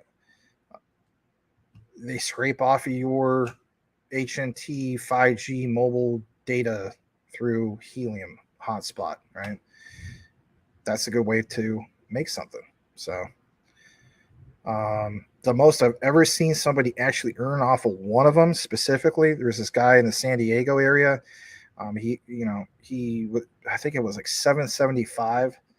And that was at the beginning, and of course he has like a coffee shop, but there's definitely opportunity there, but you got to know what the heck you're doing it. But the nice thing is it's pretty much plug and play. You go to the site. It gives it like a little basic thing, but it's so much easier to mine with, like, for instance, H&T compared to using like an ASIC miner for like, Ethereum Classic and so on. Am I saying that like you can earn more on H&T compared to Ethereum Classic? No, I'm not saying that. I'm just saying for like easy use. Anyway, look into it. If you ever thought about being a miner, for me, it's probably like the only mining solution that I would ever actually do. But teach his own. All right. See the last bit of comments we have, and it's from Calvin. He says, props to HBAR. Last 12 months looks good against other alts competing in the same space. Also props to Caroline. What a trooper. My God. Welcome to Calvin. Thank you for that. Yeah, I'm in the profits now with my HBAR. Glad about that. You're trying to reach 1 million, Jasmine. Nice. Nice. Very nice. All right. F the tax, man. Yeah. All right. Let's just read a few more. Okay. Yeah, we read that earlier. Let's welcome Tennessee Eco Man. Welcome, welcome. Glad to have you here. I think you changed your avatar. Awesome. All right. Coin XP says, hello, everybody. Believes that as DAO, Singularity DAO, will have an excellent return on the rise of AI with Crust Network and according to ISO 2022. Interesting. All right. Let me see if you guys have any specific questions. This Blackwood peach fart could have been, what the heck? I had a sniff on that one. I didn't even want to picture that. All right, Jasmine Quant Connection, you got to be kidding me. No, I mentioned that before. I mean, people say it's speculative, but my thing is, you got to keep in mind, it's like, okay, it'd be one thing if Quant never entered into Japan. Quant entered into Japan a few months ago. We saw that patent application. They do partnerships out of the blue with companies that you would never think they would partner up with. And what's another thing we covered in the past when it comes to Jasmine, not that long ago?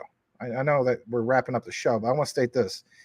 So when it comes to Jasmine, we saw the whole thing about consulting services. And I also mentioned the whole concept of, I don't know if you guys saw the deep dive. I know some of you guys do and some of you don't. That's okay. I mean, there's people that watch Jasmine coverage and there's people that don't. And there's people that just watch all CTN coverage. And I love you guys. That's awesome. But the key thing is, on one of the previous deep dives, I'm sure some of you guys remember me saying this. And, one of the things that was mentioned is more than just consulting services. I talked about the concept of like what LCX was doing and still is doing. And I said, should we treat Jasmine here in the future, especially with, this new thing in regards to finance democratization? Get where I'm going with this. I mentioned, should we start treating Jasmine with a new way of looking at him, right? A new utility layer as in that finance democratization, because if we talk about LCX wanting to become they're going to be, Max, they're going to be their own bank. Well, is Jasmine going to be kind of like the LCX of, Asia, if you will, but not just focused on that specific sector? Okay, hear me out. What do we know from QNT? They, of course, have that partnership with LCX. Now, some people will say, well, Max, early on the show, you mentioned that, Monty Metzger and, Gilbert Verdian had their own TIF. Right. Well, I don't know if that means that the partnership is ended, and I'll double check that probably maybe by tomorrow and so on. But the key thing is this, right? Quant is in Japan. They put in that patent. Jasmine, obviously Japan, right? That's their home base. Numerous patents. Quant would like to take, obviously, the Quant network to the next level. Who is a well-connected person that is the bridge, if you will, when it comes to regulation? All right, you guys get tired of me mentioning this. I don't know. Maybe you do, maybe you don't. I'm going to mention Ken Kyoto again, right? So there's that. I mean, all this stuff seems speculative, but at the end of the day, if you have Hyperledger Fabric, which Jasmine clearly has, and for the naysayers well, is Jasmine truly looking to scale? Yes, they are looking to truly scale. How so? Layer 2 solution with consensus. That increases their scalability tremendously on the TPS from traditional ETH of 14 to 18 TPS, which is just absolute garbage, to 1,000 TPS. Can we compare it to anything? Yes, we can. What do we compare it to? Compare it a little bit to Ripple's XRP. And just hear me out. There's some of you guys go I'm unsubscribing. Now hear me out. 1,500 TPS is what XRP can do. Centrality layer 2 solution, 1,000 TPS. Okay. Well, what about the future, Max, with full Web3 implementation, Society 5.0, all this stuff? We can't just settle for 1,000 TPS, and I would agree with you. So where do we scale from there? Quant's Overledger. You're full of crap, Max. No, I'm not. How so? Again, Hyperledger Fabric. The update, March 2022 with the Overledger. Oh, well, that's just Hyperledger Fabric. Who cares? Jasmine is Hyperledger Fabric. Well, I thought you had to have Hyperledger Besu, the whole thing. You can, there's nothing wrong with that. It covers the whole suite of what Hyperledger offers. So we can have more scalability than just 1,000 TPS with Jasmine? Yes. How so, Max? Again, with the Overledger platform. I still don't get how that's possible, Max. Again, watch some of the deep dives. That's why we have them in the recorded video section. It gives a whole breakdown of all that stuff. So yes, even though it seems speculative, and I've gotten criticism from Mr. Bellwether saying that I basically bring it out of thin air, and this is the same guy who's real bullish on Ethereum technology. Take it as you will. Again, I'm not disrespecting the guy. I'm just saying that he's the one who came after me. Even though some of the stuff seems speculative, I'm not dismissing the possibilities at all. At all. There's no way I'm going to dismiss that. So I think, obviously, if they want to take it to the next level, they do that.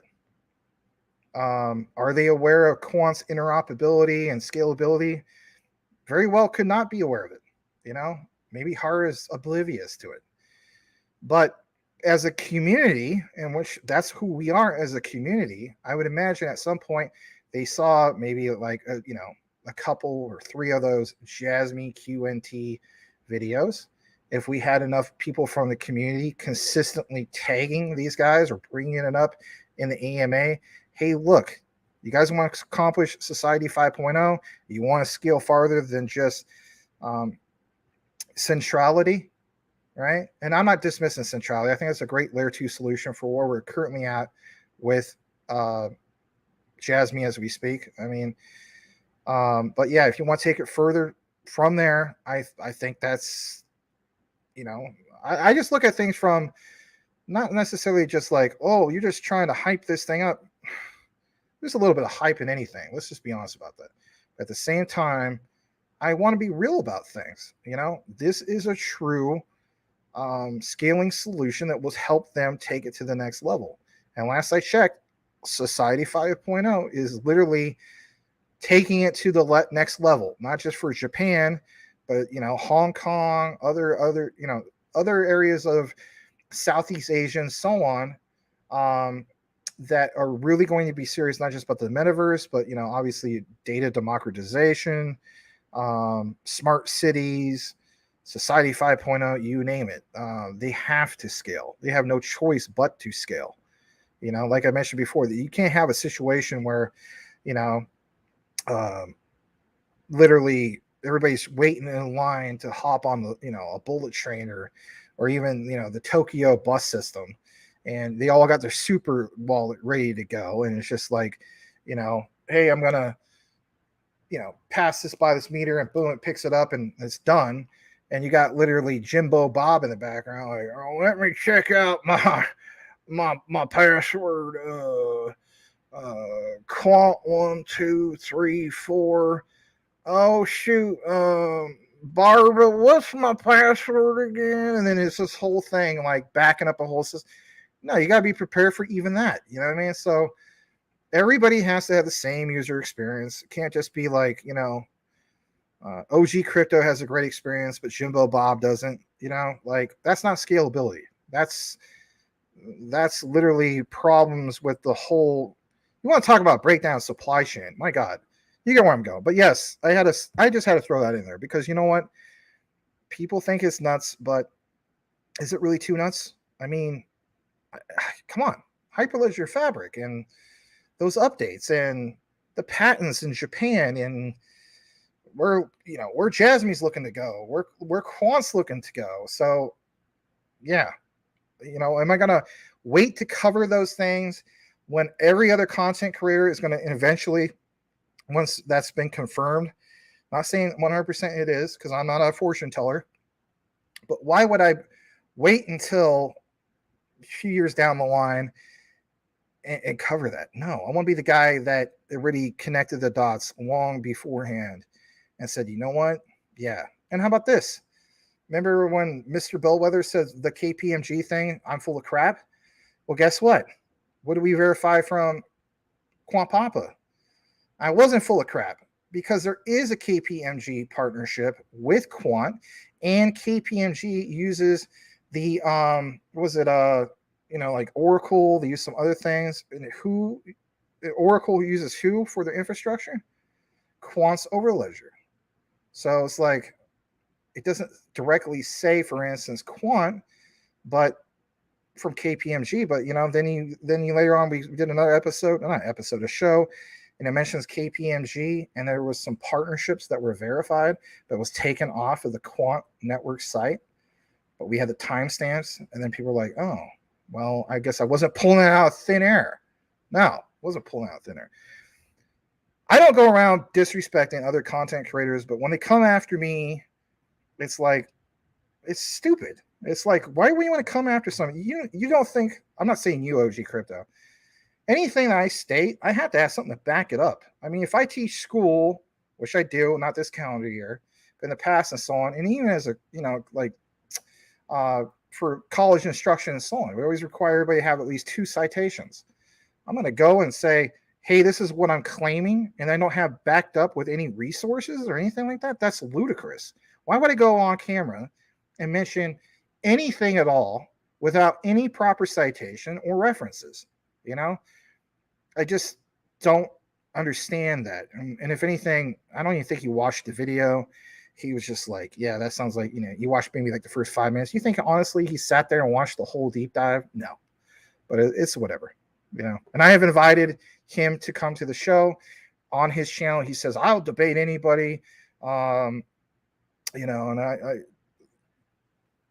just contact me, whatever. I replied back to the comment, and the offer still stands. And if he came on the show, I want to show him any disrespect. I'm not a child. I'm not going to treat him like, I'm not going to outshout him or anything like that. I expect everybody, if he did come on, to, treat him with respect and so on.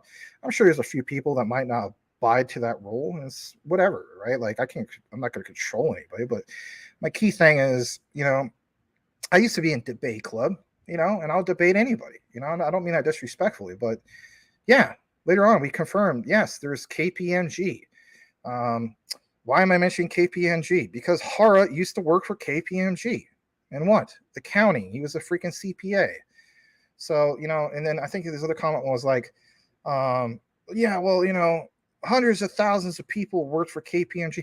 True, hundreds of thousands of people have worked for KPMG, but have hundreds of thousands of people work for KPMG and then later on join a blockchain solution for data democracy or any of that? No, that's few and far between. But again, nobody wants to mention that either. So, all right, I harped long enough about the whole thing, but yeah, I try to always have something to back it up. If I do a deep dive into anything, I'm not going to just be like, oh, here's a YouTube video or here's a TikTok video, or no, that's ridiculous. And I thought it was absurd to even be accused of such a thing, but whatever. I don't have an ill will against the guy, but I do think it was kind of messed up personally. Anyway, Corey Bibe, it sounds like QNT is balling, 2,500 per coin in 2025. Oh man, way higher than that, my friend. Way higher than that. I got it personally. I got it way higher than that, but that's okay. I mean, for some people, I mean, if you've been stacking your QNT since like 2018, I mean, you're more than excited about that. But it's not financial advice. That's just the way I look at it. But anyway. All right, hey Jay, welcome, man. Glad to have you. He says, "You some kind of He's joking, guys. This is his sarcasm. You some kind of communist, some kind of Marxist revolutionary. Then why are you wearing a beret?" It's the Quant Army, my friend. I know that somebody was going to say that.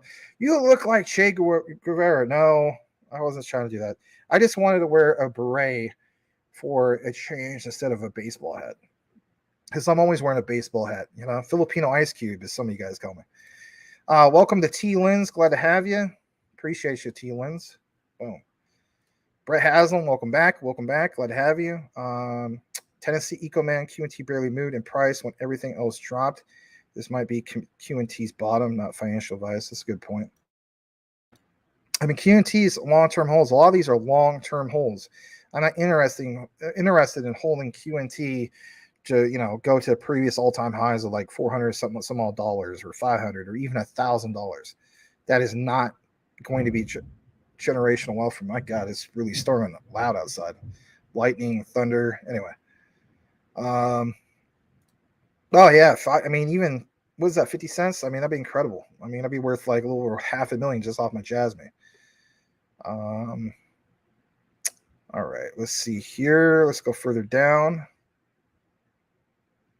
Maturity of the market and mass adoption have to happen before any moon rocket landings or whatever. All right, let's go a little bit more down. OG Crypto, 8:08 p.m. That was a while ago. Max, I like your idea of speculation because it can become a reality. Cheers to you, man. Well, thanks. Yeah, you too, man. I would give you cheers off of my thing, but it's all empty. So, you like that? Yeah. Oh, that's sexy. Yeah, clop. I can't really do it anyway. Yeah. You could keep the money. I want the baby. I can't do that. I wish I could do that voice anyway. Dingy, when he said harmonia, I did a small moan. It's indeed sexy. You guys like that, huh? Did someone say cake? Oh, that was a while ago. Yeah. Your chat keeps getting wiped out. Is crypto hula? Says cough. Oh, Hulk. Those governments are trying to shut me down. Cough, cough. Yeah. Let me tell you about some of these. I can't do his voice. I'll try to study him sometime. The one I'm trying to get down lately is the older Mike Tyson. You know, that's a hard one to do. But something like you know, you gotta keep. I can't do it. Like I'm always doing the young Mike Tyson. You know, my chat keeps me ferocious, getting wiped out. You know, when I was a lot younger of a boxer, I was scientifically and metamorphically in shape. And I met Lennox Lewis, and he freaking knocked me out. Cough, cough. I'm not even doing that voice right anymore. Anyway, I was watching a Joe Rogan interview with Mike Tyson. He was talking about being at peace with himself, and then I was like, then I studied his voice, and I was like, oh my god, I almost got it down, but I would have to hear his voice right now, and I'm not gonna do that right now. Maybe I'll do it later, like on tomorrow's show or something. I don't know. All right, let's see here. Corey Bibe, the wife made banana cream pie tonight. Oh, that's nice, man. I'm sure at some point, Boomer F and Sooner, or Brian Dowie will joke around about that one, if you know what I mean. Yes, they might. Anyway, you're welcome. You're welcome, Mr. Ricks Cogswell. All right. Yeah, thanks, Rue. All right, just reading a few more comments, and then we're probably gonna wrap things up pretty soon. Corey B-Bay says utility run. What does that sound like? Freaking, what's his name? The owner of the Clippers? Steve, whatever his name is. I forgot the name. What's the owner of the Clippers? Owner of the Clippers. Steve Ballmer. And he was like, oh, yeah, he used to say developers. That's right. Anyway. OG Crypto. Max, I'd rather listen to your news than the TV. Oh, well, thanks, man. That's quite the compliment. I've had better shows, but I try to do what I can, So, all right. Utility run Peach, interesting. BTC is the grandpa, ETH is the grandma. You guys got some good comments. I mean, that's true. Yeah. All right. You spent like 1,000 on Jasmine, and now I'm just holding and crying in the shower. Oh man, I'm sorry. I mean, I'm down a little bit on my Jasmine. The other day, I was like back in the profits. It's been kind of fluctuating, but I just, I don't look at like, oh no, I made a bad decision. No, I look at some of the data, like I showed you guys earlier. You look at the data at the beginning of the show. If you missed it, it will get.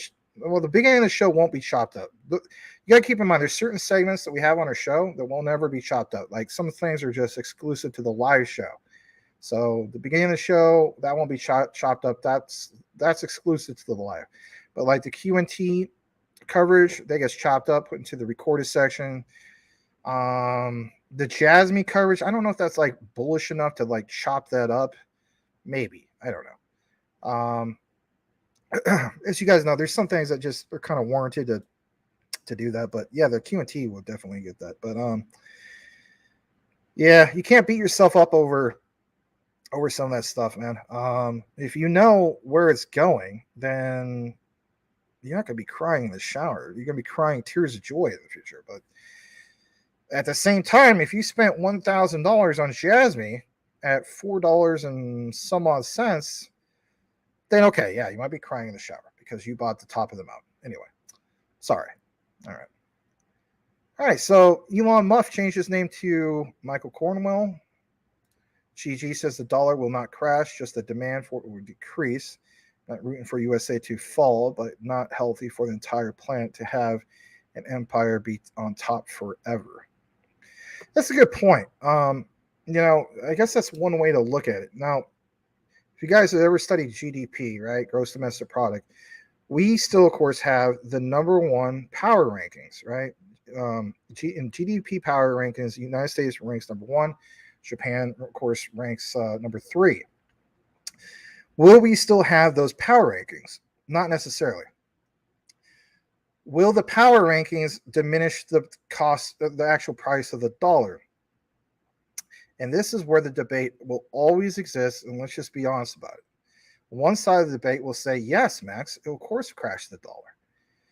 And some people will say, no, that's not the case, like you're saying, because the dollar, the value will still be just that. Like, it's not going to go down 20%. It will still have that value. It just won't have the dominance.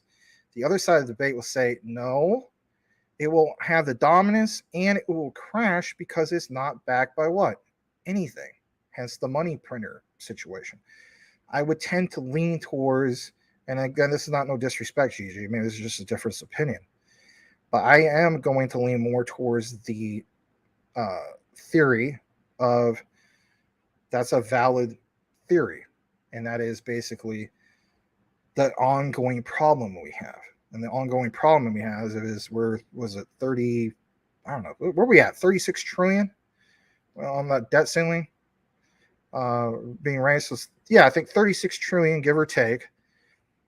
Since 1971, our currency is not backed by an actual precious metal of any kind. It used to be backed by gold before 71. Nixon took us off of the gold standard. So that money printer situation, not being backed by anything ever. But are we going to get news to state that no, it'll eventually be backed by something? I don't know. I don't see that happening. But it's a good point you bring up. Could we have our dollar still worth $1, but we just lose our dominance in the world, and that affects GDP? Well, that's also a possibility. Hear me out on that as well. And we drop in GDP power rankings, but that is still bad because we do need to be the dominant force, especially if you're rooting for America. Maybe not in America. And on top of that, the way I look at it is, it's like, like businesses coming over and so on, and the deals that we've done overseas. I mean, the trade sector of things. Like, if we don't have that dominance, that is going to not necessarily make it feel like the dollar is not worth as much here. Maybe it's still worth the same here, but I'm talking about like foreign trade. How's that going to really work out if we don't have that dominant dollar? I don't know. There's all sorts of different factors, obviously. We'll see what happens. U.S. is currently too thin militarily and too much corruption and spending. All right. Honestly, see that Taiwan being our last stand as being on top of the world order. I'll state this. Taiwan falls, and if you've been following this, and I've mentioned this before, Taiwan falls, honestly, we're screwed. I don't think people quite understand that fully. I'm not saying I'm some kind of expert on it. I have done a few lectures on the topic. People don't understand the greater picture of things. I don't honestly think, how to explain this? Like, if you want to catch up on the whole topic of Taiwan, you watch, what's his name? Guy of Coin Bureau. He's covered it a few times. But basically speaking, I do think that mainland China, as in the People's Republic of China, because Taiwan is the Republic of China. That's a whole other subject. They will try to avoid conflict, even though it doesn't seem like it. There's the way they act about things and flex their muscle. There's so many different other countries that flex their muscle in the South China Sea. It's just something that consistently goes on. We, as the United States, we flex our muscles. I mean, that is the most highly contested area, or highly contested waters militarily wise in the entire world is the South China Sea. So, but I do think, based off of history, I think Guy is also right, and this is consistent, and that is they are going to try to avoid, if they can. It may not seem like it. Like a lot of people say, oh, no, that's not true, Max. 2028, there's going to be full-fledged war. I hope not. But yeah, man. I mean, if we lost that, especially with the, Taiwan being like the top manufacturer or the manufacturer of those semiconductors, that's an absolute game changer. Things could snowball into cataclysm. Like people say, World War III. Some people, some experts believe that we're currently in World War III. And you could look that up yourself. I mean, especially from the European point of view. Teaches on. I used to have a history teacher who used to tell me, and I respected her, and I thought she was full of knowledge, but she used to tell me that she felt that, technically speaking, World War II was World War III. And I said to her name was Mrs. McCarthy. I said, Mrs. McCarthy, how the heck, I didn't say how the heck, but I was like, how is that so? And she was just like, well, look at it. The Napoleonic Wars were technically World War I. That was Europe's version of World War I. The whole world was involved in that. World War I would be technically World War II, and I'm like, and then I thought more about it. I think she was actually kind of right about that, but it is what it is. I mean, it's not about the label. It's basically what the conflict is. But I don't know. I see some people that are like, the hell with Taiwan and all that. You know what kind of message that stands if we let Taiwan fall? You know what message that sends to the rest of the allies? I'm not going to try to make things political. I'm just being honest. That literally tells all of our allies that when it comes down to when the chips are down, that we're just full of crap. They don't really have the backs of our allies. And that would be a real problem if something crazy should happen. I mean, like the enemy. I don't know if you guys ever studied, was it The Art of War? You know where I'm going with this? You ever read The Art of War? So there's like all sorts of things like they call pincher moves and stuff like that. A pincher move is something that originally in World War II, Hitler and Nazi Germany wanted to do a pincher move where, they would, the goal was to win the Battle of Britain, take over Great Britain, set up bases, military speaking, from there, and then do an invasion, like obviously, bombard, New York and all that, the East Coast and so on. And then, for instance, Japan would have enough momentum to take us from the Western, part of the United States and so on, mainland United States, like Washington, Oregon, California, and so on, in an all-out pincher move. Obviously, that didn't happen, but this whole thing with Taiwan, I mean, the bigger players are part of the whole thing. China, mainland China, you have North Korea, you obviously have Russia, but honestly, I don't really still see that happening. I know we're going way off the whole topic here because we're not talking about crypto, but I don't really see all that happening. I mean, I think the whole situation with, I don't know, I don't know if you guys saw this, there was a leak about the whole topic of, I guess China was supposed to originally, rumor, I don't know if it's confirmed, but invade Taiwan possibly this year, if everything, or fall of this year, if everything with, or was it fall last year? I can't remember. It's either fall this year or fall last year. If everything would have went smooth with Russia, they thought that, Russia was going to crush Ukraine. Didn't exactly work out that way. And, I don't know, man. We could talk about this stuff all night long. I mean, there's so much more to it, but yeah, man, the whole thing with Taiwan, if Taiwan falls, it's not going to send a great message. And if we let them just just go ahead and, take them and so on. I mean, it not only affects Taiwan and the rest of the world, it affects us. And it just sends a bad message. And it will allow China, and you guys will look this up yourself, not just from Coin Bureau, guy, but allows China to basically just bully the rest of the world. They could set their own prices. You think they're going to give anybody a good deal on foreign trade when it comes to the semiconductors? They will absolutely. You want to talk about a highway robbery? They'll price gouge the world when it comes to those technologies. And that is a big problem. All right. Can you imagine not being able to afford like a basic cell phone? For real.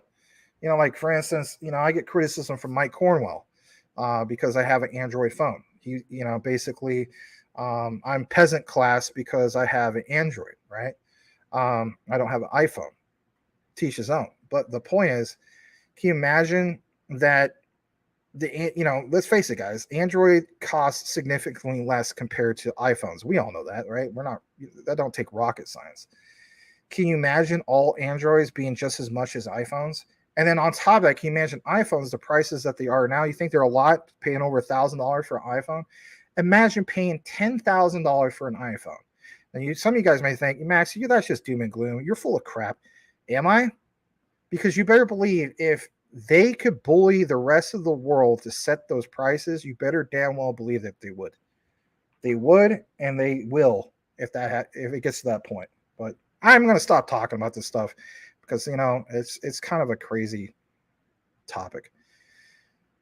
Adhara, no, Max, you gave me that one. You're welcome, no problem. All right, let's see here. Taiwan will be walked by China like it was dry grass.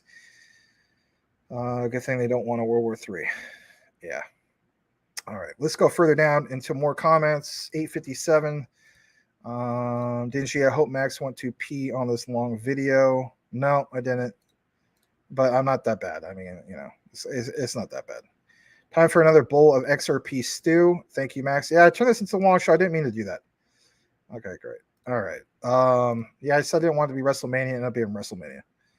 All right, have a great night. All right, Senior. Blackwood says, oh, yeah, forgot about helium. Everybody seems to forgot about helium. I don't know. What is helium at right now? I'm just curious myself. Let me see. Man, I should have bought at $1.14 or $1.17. It was a great price.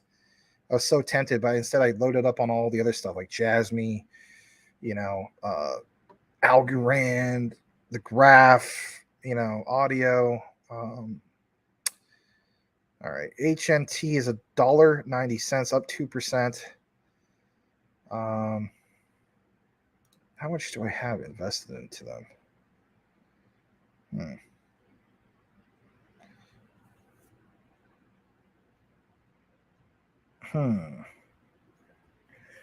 Not too bad. I got probably about 500 into that, but I wish I would have invested when it was like, $1.17. But we all wish that, right?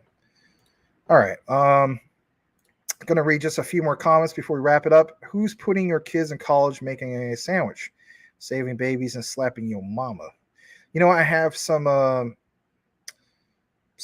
seasoning that my friend from Colorado sent me. Sent me 2 of these things, and it's good. I highly recommend it. It's literally called Slap Your Mama, and it's basically like red pepper, paprika, a little bit of like garlic and stuff like that. I don't know. It's good stuff. You put on chicken. You put on anything. It's tasty.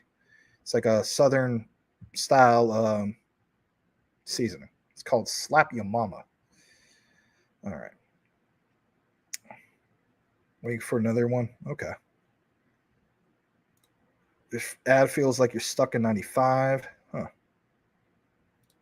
right. Yes, it's true. If the area is oversaturated more than 3 to 5 in the hex, your miner will not be acknowledged or your reward will be low. Yeah. Yeah. And that's why those guys were pointing that out. And not in that video you guys saw, but, you know, the guys were pointing out like, look, man, it's all about maximizing rewards. And I was just like, after I reviewed, I was like, that totally makes sense. You know, it's not about competing with all these people to have your data scraped. The key is no competition. Think about it. If you have a helium miner in an area where there's clearly no mining, there's just no service, period. You maximize your rewards. It's kind of like supply and demand, right? You maximize rewards because everybody is now scraping from you. It's ingenious. And that's why, if anything, that's probably the only miner I'll ever go with, because it's not that hard. I don't know. I still need to get with my friend. He's been real busy. But yeah, he's gone up on cell phone towers and all that stuff, and I don't know. We have to set something up in which that will allow it, because I don't want, I don't know, the electric company or whatever company it is, right, saying like you're not supposed to have this miner up on this pole or whatever. So I got to make sure that I'm in compliance. OG Crypto, back to the gold standard, Max. That's what XDC is trying to do. Yeah, with Comtech gold and stuff. Yeah. Yes, you need to be rolled with a directional high antenna aimed at a hex populated area so that you're not part of the hex, but you're connected and sharing and connecting with. Yeah. Well, at least one person's going to see I'm not full of crap with some of my statements, right? Well, thank you, Incurable Optimist. Dingy, if you knew 100% that crypto will make you rich, would you still spread all your investments in multiple projects?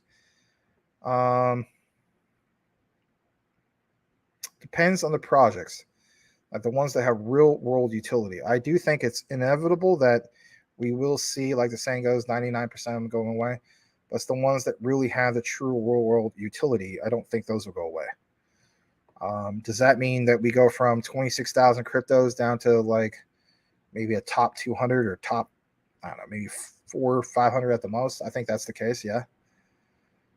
All right. You have a good night. I'm glad that you're, I almost said I'm glad you're gone. I'm not glad you're gone. I'm glad that you came. Jeez, that didn't sound right. You really probably took off 9:12, half an hour ago.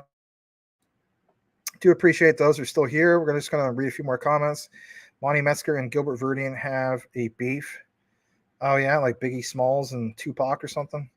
Yeah, they got a little bit of a beef. I'll probably go over that tomorrow because, we were already 3.5 hours tonight. Yeah. I was fighting Lennox Lewis, and I was like scientifically and metamorphically in shape compared to the antithesis of what he was trying to teach me. And I was like, just because, I know about distributed ledger technologies and blockchain doesn't mean that, Mike Tyson can't, recite a frequency of source. Remember Mike Tyson back in the day? He would always say some crazy stuff before or after a fight. Or, you, as a little kid, you're expecting to hear this deep, mean voice. Like literally.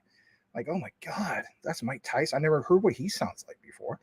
Maybe he is like, as he says, like ferocious and stuff like that. We always say like, I'm ferocious. I'm gonna freaking eat his children. It's like that's what you're expecting, like a ferocious, not like a Tweety bird. So I like Mike Tyson. Don't get me wrong, but he would always do stuff like that. Like, what was your strategy, Mike, for defeating Trevor Burbick?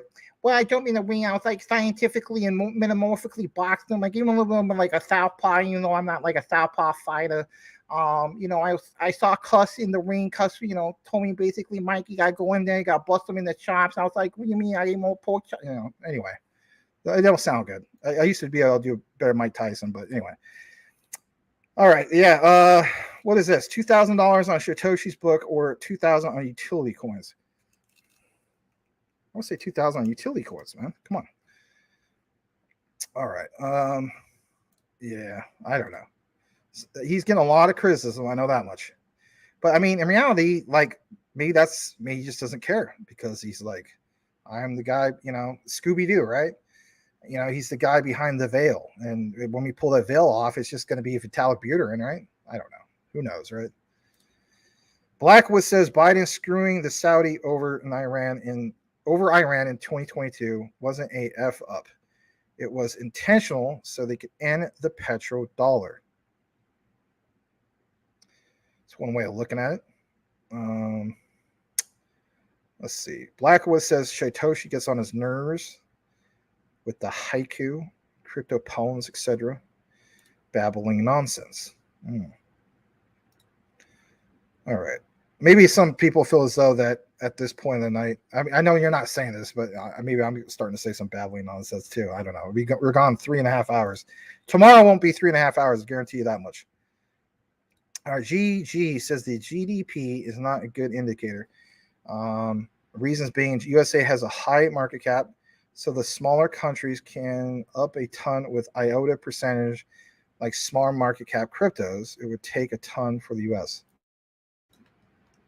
All right. It's good perspective. I just thought it was really good news, Max. Yeah, it's no problem. I mean, you got to keep in mind that whole thing with Jasmy and QNT. I mean, to a degree, obviously speculative, but it'd be one thing if I was just like this. Let's just do this real quick. Hey guys, check it out. There's going to be a definite, QNT and Jasmy partnership. Okay, where are you pulling that from? I don't have no source. It'd be really cool if they did interoperability, or it's just like, do you have anything to back that? Yeah, I bring some people as sources of like, I start off with the centrality, and can Jasmy, first of all, can Jasmy scale? That was the main issue. Can Jasmy scale? Some people are saying they can't scale because they're ERC20. We've proven that's not the case. They could definitely scale. All right, can Jasmy can it go from there? Yeah, they can go from there. What's the next step from there after centrality? Yeah, it would be quants over ledger. Does that ever happen? Who knows? Some people are going to say most likely not. But the key thing is what Quant Network is doing in Japan. And how about this? Remember, I don't know if you guys saw that video. It was called Jasmy QNT XDC. Both XDC and Quant use the what, guys? They use the SBI Japan connection. Who is chairman for SBI Japan? Genki Oda. Who is, like I said, the decision maker, one of the top decision makers for JVCEA for regulations, right, over in Japan? Genki Oda. Who is a heavily invested partner with Jasmy? BitPoint. Who runs BitPoint? Genki Oda. So am I too far off with what I have mentioned in regards to Quant and Jasmy? See, guys like Bellwether, he won't watch the whole video. He'll just take the first few minutes and say that I'm pulling out of thin air and that I'm a bad content creator for doing so. That part I don't appreciate, to be honest. I don't appreciate that, but whatever. At the end of the day, I mean, what am I going to do? Focus on, oh, I'm so butthurt about what he said. No, but it's disrespectful. I don't go on his platform and do that, but people will do that.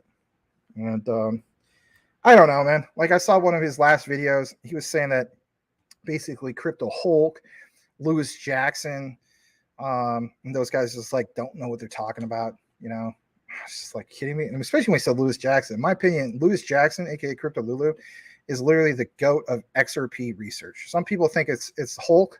I mean, don't get me wrong. Hulk brings a lot to the table. Like you can take something from like 2017 and say, hey, look at this, right? This is from the past. Look where we're at now. He does it better probably than anyone. But as far as like, if I had to say somebody was the most rounded, best research individual when it comes to just XRP in itself, I'm definitely rating Lewis Jackson. I think Zach Rector is obviously up there and so on. But if I had to like literally pick one that takes the cake, it's just as far as like specifically XRP, Lewis Jackson. You're going to dismiss Lewis Jackson. You even mentioned, was it Versan Larja by name? So he said Hulk, Lewis Jackson, and Versan are basically like full of crap. And then he go on this whole spiel about how like Ethereum is, the banking tokens, we got to be really careful about it. And he's rooting for it, but and I'm just thinking to myself, okay, I'm watching it and I'm listening more to it, and I'm like, everything you're mentioning is like reverse innovation. We're supposed to innovate. That's why the banks are focusing on like Ripple's XRP, right? We're moving forward in technology. With Ethereum, that'd be moving backwards. So why are you betting so much on Ethereum? And his logic it's basically because, they're the proven ones and so on, and Wall Street's embraced them.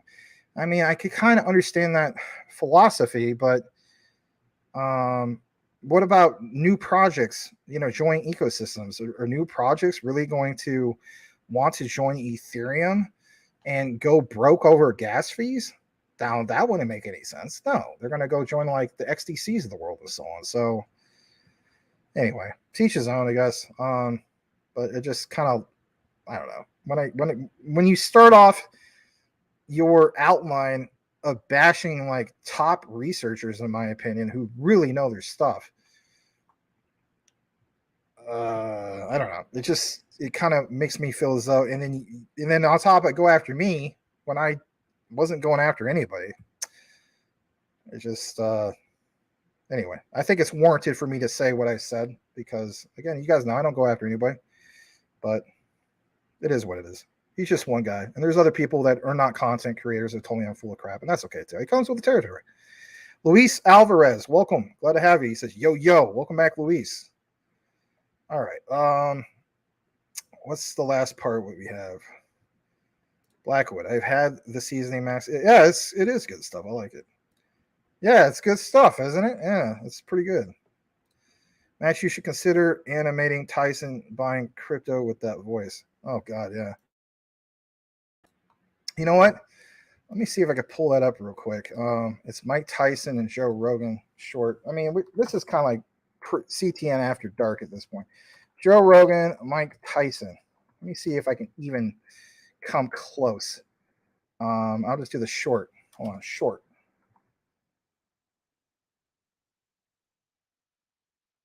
Okay, let's see here.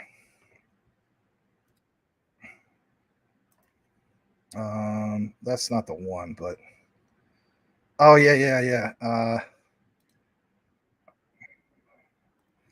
No, that's not it. Oh man, this is not it. I want to hear Mike Tyson talk. I want Joe Rogan, Mike Tyson interview short. Hold on. It's like Tyson's wearing like a white T-shirt or something like that. It's kind of funny. Oh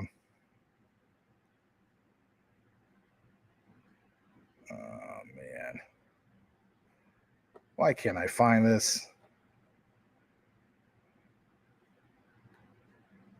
Maybe I can. I don't know. Let me just pull this up for just a second. Let me see if I can just pull this up. Hold on, let me see how he sounds real quick. I'm gonna hear him real quick.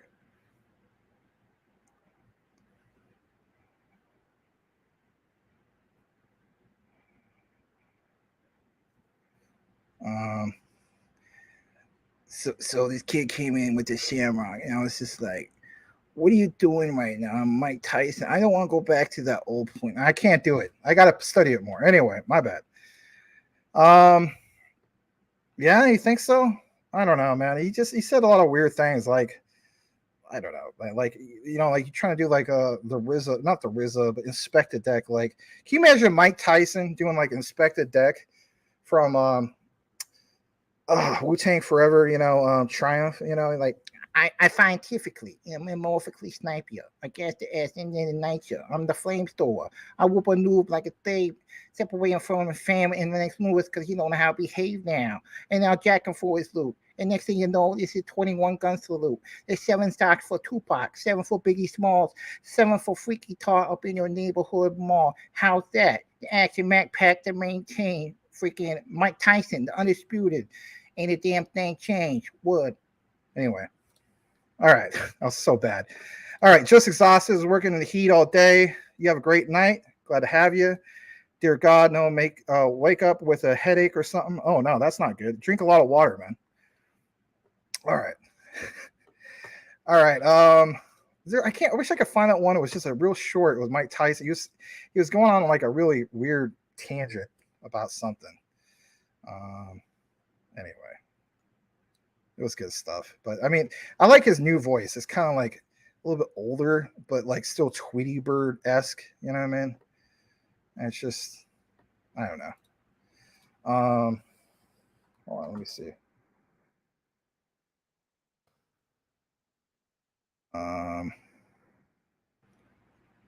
What's this one? What's this? Where is this? Here are 10 famous speeches done by Mike Tyson. That'd be weird. Hold on.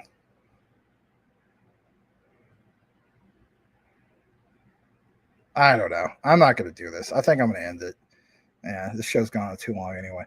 I'll try to come up with better material next time. Anyway. All right, I'll read the last bit of comments. Water and juice is good too, and especially fat juice. Mike Tyson. Yeah. you seen a deep fake Arnold? Oh yeah, I could do Arnold too. I forgot about that. I forget sometimes I could do like about 22 to 24 impersonations, but sometimes I forget how they go. Arnold Schwarzenegger versus Mike Tyson. How would that even work? Oh geez, I almost knocked that over. I did knock that over, but there's nothing in it. But Mike Tyson versus Arnold Schwarzenegger. That'd be an interesting fight. Blackwood. Do it. Do it now. I don't want to jump in the ring with you because I'll freaking scientifically and metamorphically snipe you. I gas the ass in and ignite you. Like Wu Black. I whoop you like Wu Tang from an Inspector Deck. You go the chef, the wizard, the jizzard, old dirty bastard. I can't even do it anymore. It's so bad. Anyway, you need Max cover as Mike Tyson Wu Tang Inspector Deck album. That's funny stuff, man. Jack Thompson, welcome. He's trying to keep things serious. Good evening. And you're okay. You're not Jack W. You're Jack Thompson. All right. I confused you guys earlier. Welcome. What do I think of Caspa? I think it's great. I'm actually going to get into Caspa. I don't own it yet. I stated that I feel as though that there's going to be a not just retracement, an actual pullback for quite a few different cryptos. And what did we see in the last couple of weeks? Yeah, I mean, that ended up being a thing. You see the market pull back and so on. I'm glad I didn't give into my emotions of like, oh man, I got to hop on that Caspa train at we're 5 cents. We're at was it 0.03373638, something like that in that area. I'm gonna see what happens just a little bit more, and then I'm gonna make my entry. And then once I do that, I look forward to cover Caspa. So you guys obviously hold Caspa, and you're good on that. So it's good stuff. All right, let's go a little bit further down. Oh yeah, I did read that. My bad. Sorry, but Arnold's guns ain't saving him from Tyson. Yeah, that's true. I mean, Tyson was something else. I mean, I don't know, man.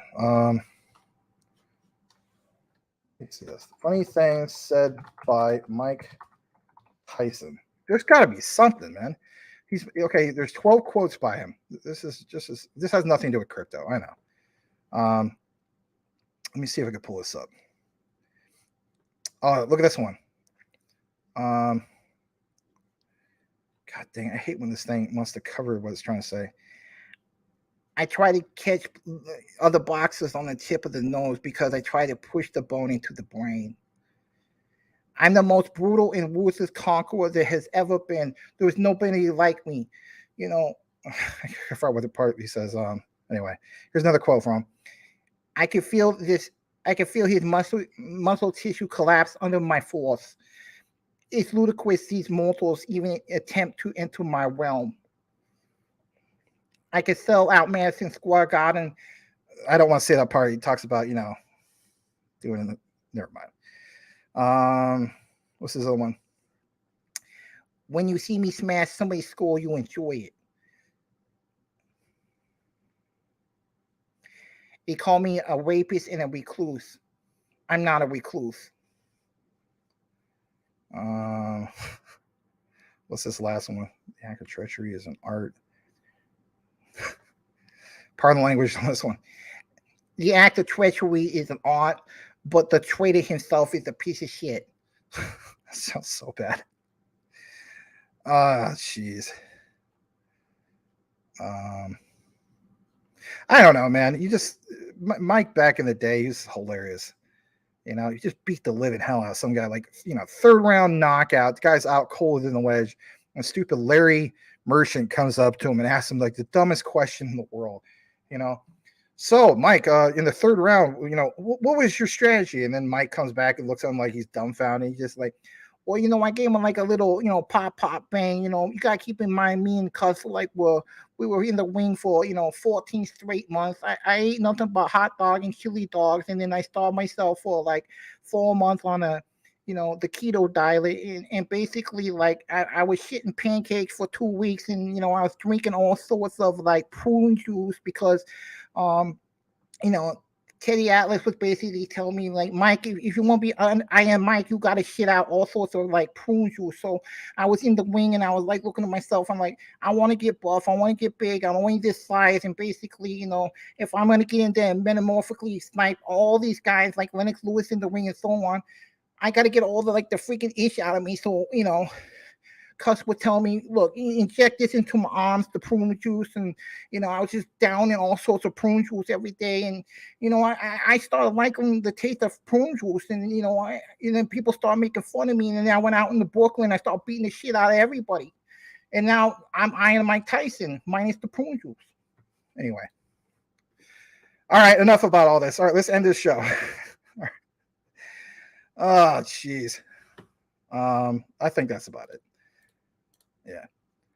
But on a serious note, tomorrow, hold on, what we got for tomorrow? Tomorrow, we will have some stellar. Oh, I see the delayed reactions. Tomorrow, we'll have some stellar for you guys. We're going to talk about Sorbonne. There's some key things I found in regards to Sorbonne. There might be another Q&T update. There's going to be a little bit more Jasmine. And maybe do a little bit of XRP. But yeah, the Sorbonne segment is going to be the one you want to look forward to. Oh, there's some reactions. I always forget there's like a delay. You're dying over here, bro. He does ask the dumbest questions. I mean, you know. So, Mike, I saw that you were reading, you know, Barney, or, you know. Yeah, I saw you were reading Barney before the fight. How did this inspire you? You know, so basically what I do, I see that son of a bitch, the purple dinosaur, and I say to myself, I don't like purple dinosaur, Larry. So what I decided to do was I drank a bunch of purple source Gatorade, and I filled up my veins with more prune juice and you know, purple source Kool-Aid, and then I decided to take a big old thing of Bonnie and put it all over the walls, and I started punching holes in all the walls, and then it gave me the inspiration to defeat Lennox Lewis in the ring because I'm ferocious. I'm going to eat his children, operate through a law. Anyway, I don't know. You know, there's some of the dumb stuff he used to say, but I like Mike Tyson. He's a good guy. You like to celebrate at 1/4 of your Jasmine holdings. Oh, okay. Well, everybody's got a different thing to celebrate in that regard. Larry Merchant was something else. I know he's retired. How old is Larry Merchant? Let me look that up. Larry Merchant. RIP, you know, HBO boxing. Larry Merchant. You know who also doesn't like Larry Merchant? Floyd Mayweather. Oh my God, Larry Merchant's 92. Jeez. I didn't realize he was that old. He's still alive, though. Huh. And he's 92 years old. That's crazy. His wife is 83. Huh. Interesting. All right. Being discreet. That's all right. I mean, I made it public in the past. I hold a little over 1 million Jasmine. There's some things I share on accident, some things I don't, but it's no big deal. What's his name? Brian Dowdy was saying not to mention that stuff because some guy in Detroit got robbed or something at gunpoint because they found out this guy was a YouTuber, which is pretty sad and scary, to be honest. But yeah, it's one of those things. So I have more than enough home protection just in case anybody tries to do something stupid. Yeah. At the end of the day, good old Mossberg 500 with double lock buck is probably the best home defense anybody could ask for. It's a lot better than handgun, personally, but you know, to each his own. Oh yeah. Floyd, I'm old. Yeah, I remember him saying that he's gonna beat his, you know what. But all right, guys, I'm not gonna keep you. Like I said, tomorrow should be fine, and unless something crazy happens, but we'll chop up what we have tonight for you guys and go from there. Know what you hold, know how you hold it. The research trumps FUD 110%. I really appreciate you guys' support. Whether, you know, it ends up being CTN or a different platform in the future, but whatever the case be, we'll keep you informed and bring you the research. So You guys take it easy. We will see you on the next one. Please smash the like on your way out. Currently at 82 likes. And in closing, in regards to smashing a like, I will state this. Do it. Do it now. Do it. Come on. Do it.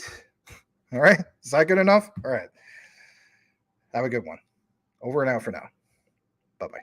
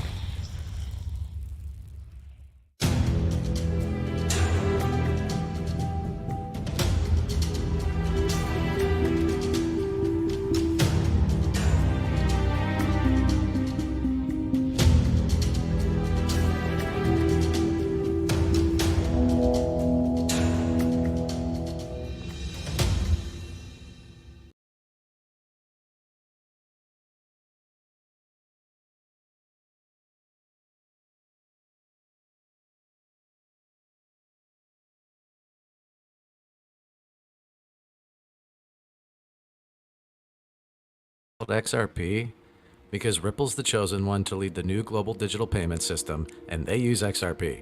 In 2013, the Federal Reserve began looking for faster payments options. 2 years later, an action plan was born and a federal payments task force was created. It included one company focused on crypto, Ripple. In 2014, the World Bank and Better Than Cash Alliance, which includes the Bill and Melinda Gates Foundation, Clinton Global Initiative, and the governments of 32 countries, put out a report called The Opportunities of Digitizing Payments. 1 year later, the Better Than Cash Alliance featured one crypto company on their website, Ripple. Today, Better Than Cash Alliance and all other UN initiatives are focused on a single agenda, the Sustainable Development Goals for 2030. You can see the SDGs logo on Bill Gates' lapel, world-leading companies, the Better Than Cash Alliance website, and on the UN's official exchange, Exchange. What crypto is Exchange officially utilizing for their carbon credit solution? XRP. The world will move to a new international standard for exchanging electronic messages between financial institutions by 2025 called ISO 20022. Who was the first ISO 20022 member focused on distributed ledger technology? Ripple. Who's partnered with over 300 financial institutions, including Bank of America, American Express, PNC, Santander, SBI, HSBC, Standard Chartered Bank, Bank of England, India, Singapore, Scotland, Australia, and Indonesia, the largest banks in Japan, Canada, Egypt, the Middle East, United Arab Emirates, Thailand, Morocco, Bhutan, South Korea, Brazil, and Latin America? Ripple. Who is a former employee overseeing the Federal Reserve? Ripple. A former employee overseeing the world's largest asset manager, BlackRock's digital asset division? Ripple. Leading Australia's CBDC effort? Ripple. Who hired a former Treasury of the United States? Ripple. 2 former Federal Reserve attorneys to their board? Ripple. 2 former Clinton and Obama advisors, former Minister of Defense and Economics of Germany, former business director at Swift, former Swift board member, former CFO of PayPal, former head of the DTCC, former chief business officer at Uber, former VP of Amazon, and former SEC chair on their legal team? Ripple. Who's a member of the Digital Pound Foundation, Digital Dollar Project, Digital Euro Association, Mojaloop, IMF's high-level advisory board on fintech, Hyperledger Blockchain Consortium, Open Payments Coalition, Faster Payments Council, Global Payments Steering Group, Cross-Border Working Group, International Association for Trusted Blockchain Applications, Crypto Climate Accord, University Blockchain Initiative, World Wide Web Consortium, and a featured partner of the World Economic Forum with 3 members of their team directly listed on the WF website? Ripple. Now, does Ripple and XRP sound like they're going to disappear, or do they sound like they're part of a much bigger plan? You decide.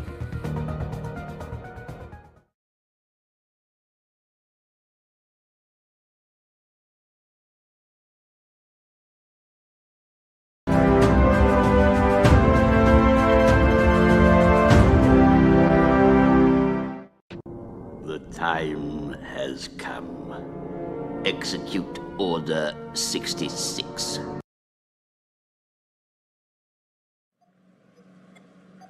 Yes, Lord Sidious. Understood. Screw you, CZ. You are not even part of Terra. I will show you. I will show everyone. You guys are going to get a fork, whether you like it or not. I have got to get out of here. The people of Seoul are setting the city on fire. Okay, I think I'm going to head to the safe house. Hopefully no police will follow me. The streets are blocked off. I'm going to have to lay low at the hideout for a while. Hey, Duquan, you're gonna have to lay low here for a few days. Just give us a little bit more time, and we'll get you out of the country. Don't do anything stupid, and if anything, if you get hungry, you can use the microwave. Use a microwave? What do I look like? A poor person to you? I've never used a microwave in my entire life.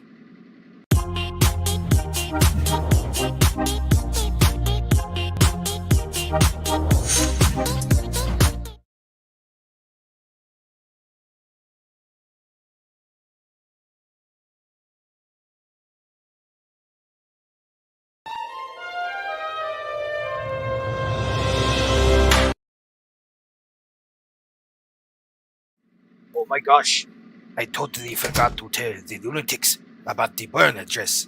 I have to get back to Terraform Labs and provide a burn address since I don't have a phone on me and don't want to be tracked. I hope Jack gets back soon. I am tired of living the life of a poor man. Eating Hot Pockets is for Shiba Inu holders.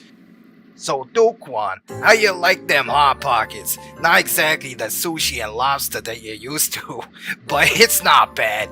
Plus, you don't have to cook. You just heat them up, and they're hot and ready. Enough chitter-chatter about poor man's food. Jack, I need your phone to provide the lunatics a burn address, and then tweet that they are making a big mistake by burning Terra. That is part of my plan of reverse psychology, so they will agree with me. You're the boss, Duquan, but do you honestly think that this plan will work? It might backfire, don't you think? No, Jack, it is not going to backfire. Duquan, I do have a phone, but if you send out a tweet from it, somebody could ping in our location. I currently have it off because I'm here with you. Okay. Alright, can you get me a disguise then? I have to make it back to Terraform Labs to send out the tweet about the burn address. Alright, kid. I can do that. I think I have an old outfit. Well, kid, you always said you would take Terra to the moon. Dressed like that now, you will. Oh, ha ha. Very funny, Jack. Like I said, I just need a disguise to get over to the lab. Looks like this area will go up very soon.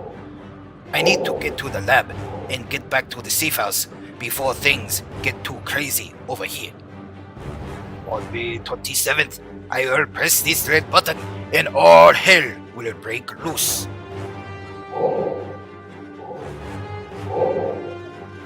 This badge, this 46, this fire is getting worse. I need backup music. SCP. To contain this fire, the smoke is starting to go everywhere. Time to get this tweet out and get out of here. Alright, here's my burn address. Good. Now to use reverse psychology on them and manipulate the market even more before May 27th.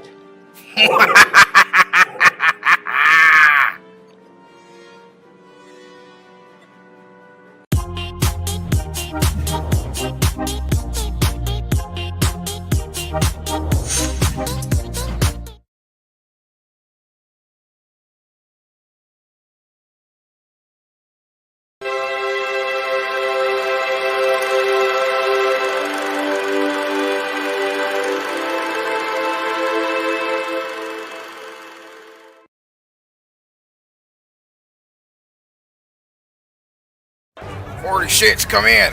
46, come in! These people have torched up the entire block. Something about a burn address and false hope in a Duquan. 46, why aren't you sending me help?" Alright, I bet those lunatics are burning their Terra. I am glad that I was able to reactivate the teleportation device so I can warp back to the hideout. I could warp to another city, but only Jack has the button codes to initiate Terra 2.0. Dang it! Well, as soon as I get there, I can take off this disguise. Starting to get hot in this thing.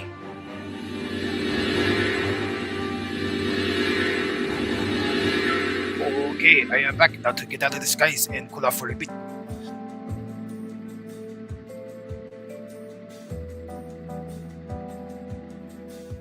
Boy, am I glad to get out of that hot skies. Glad to see that the teleportation device still works. Hopefully Jack will bring some food. I am tired of eating them damn hot pockets. Hey, Duquan, I see that you're back and you're in your regular clothes. Things got a little too hot with you with the burn, huh? What do you mean? Hey, look at the time. The lunatics are burning as much Terra Classic before midnight as they can. I thought you said you were going to use the reverse psychology method on them. You are still going to push the red button and blow this thing up into Terra 2.0, aren't you? Yes, of course. That was the whole plan. Reverse the reverse psychology and have them think they are burning Terra Classic, but instead they are sending me all of the Terra Classic all to my own address. So, Jack, where have you been? Every time I come back, you are gone, and then back as soon as I get here. Well, kid, while you were at Terraform Labs, I had to do some of my own work by disabling the emergency communications to where the fire was. The guys from Ladder 46 won't be able to respond to anyone at the burn site. Speaking of which, those lunatic idiots are not just burning the Terra Classic, but they are burning down the whole block and soon the whole city. We'll see, Jack.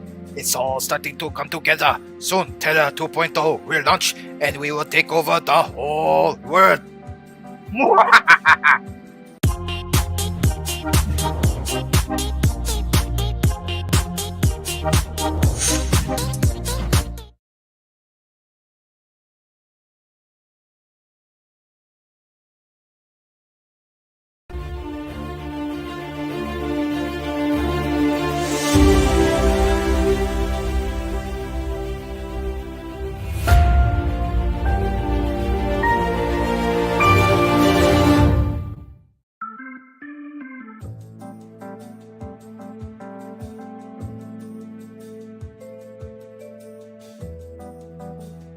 Okay, Jack. It's almost midnight. I need the codes to press the red button to initiate Terra 2.0.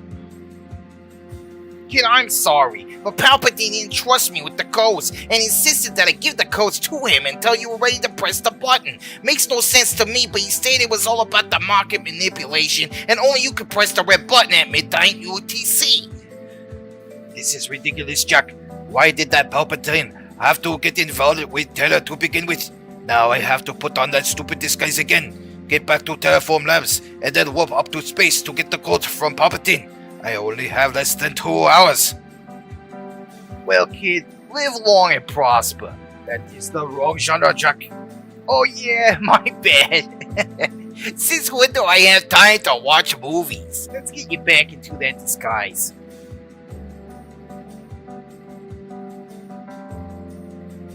I'm telling you, kid, I can't help but to crack up when you wear the outfit.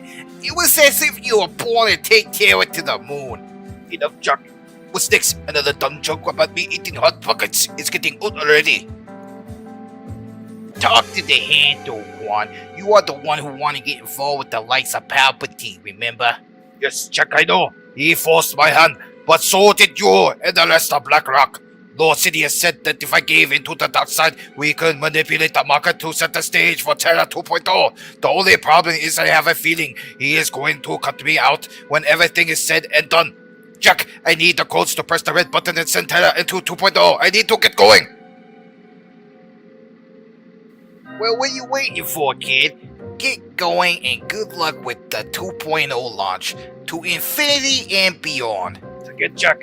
Wrong movie. Wrong genre.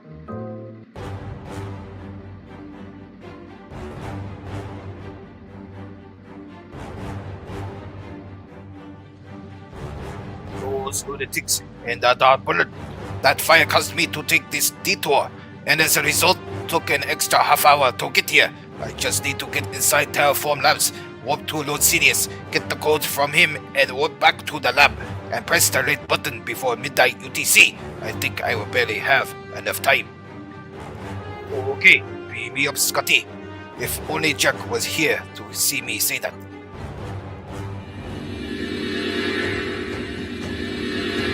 Only 1 hour left. I think I can make it.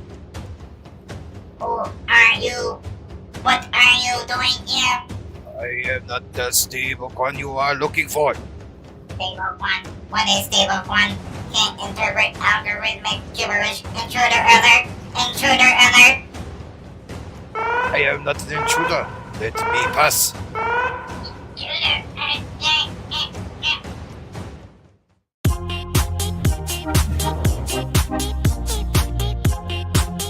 Intruder!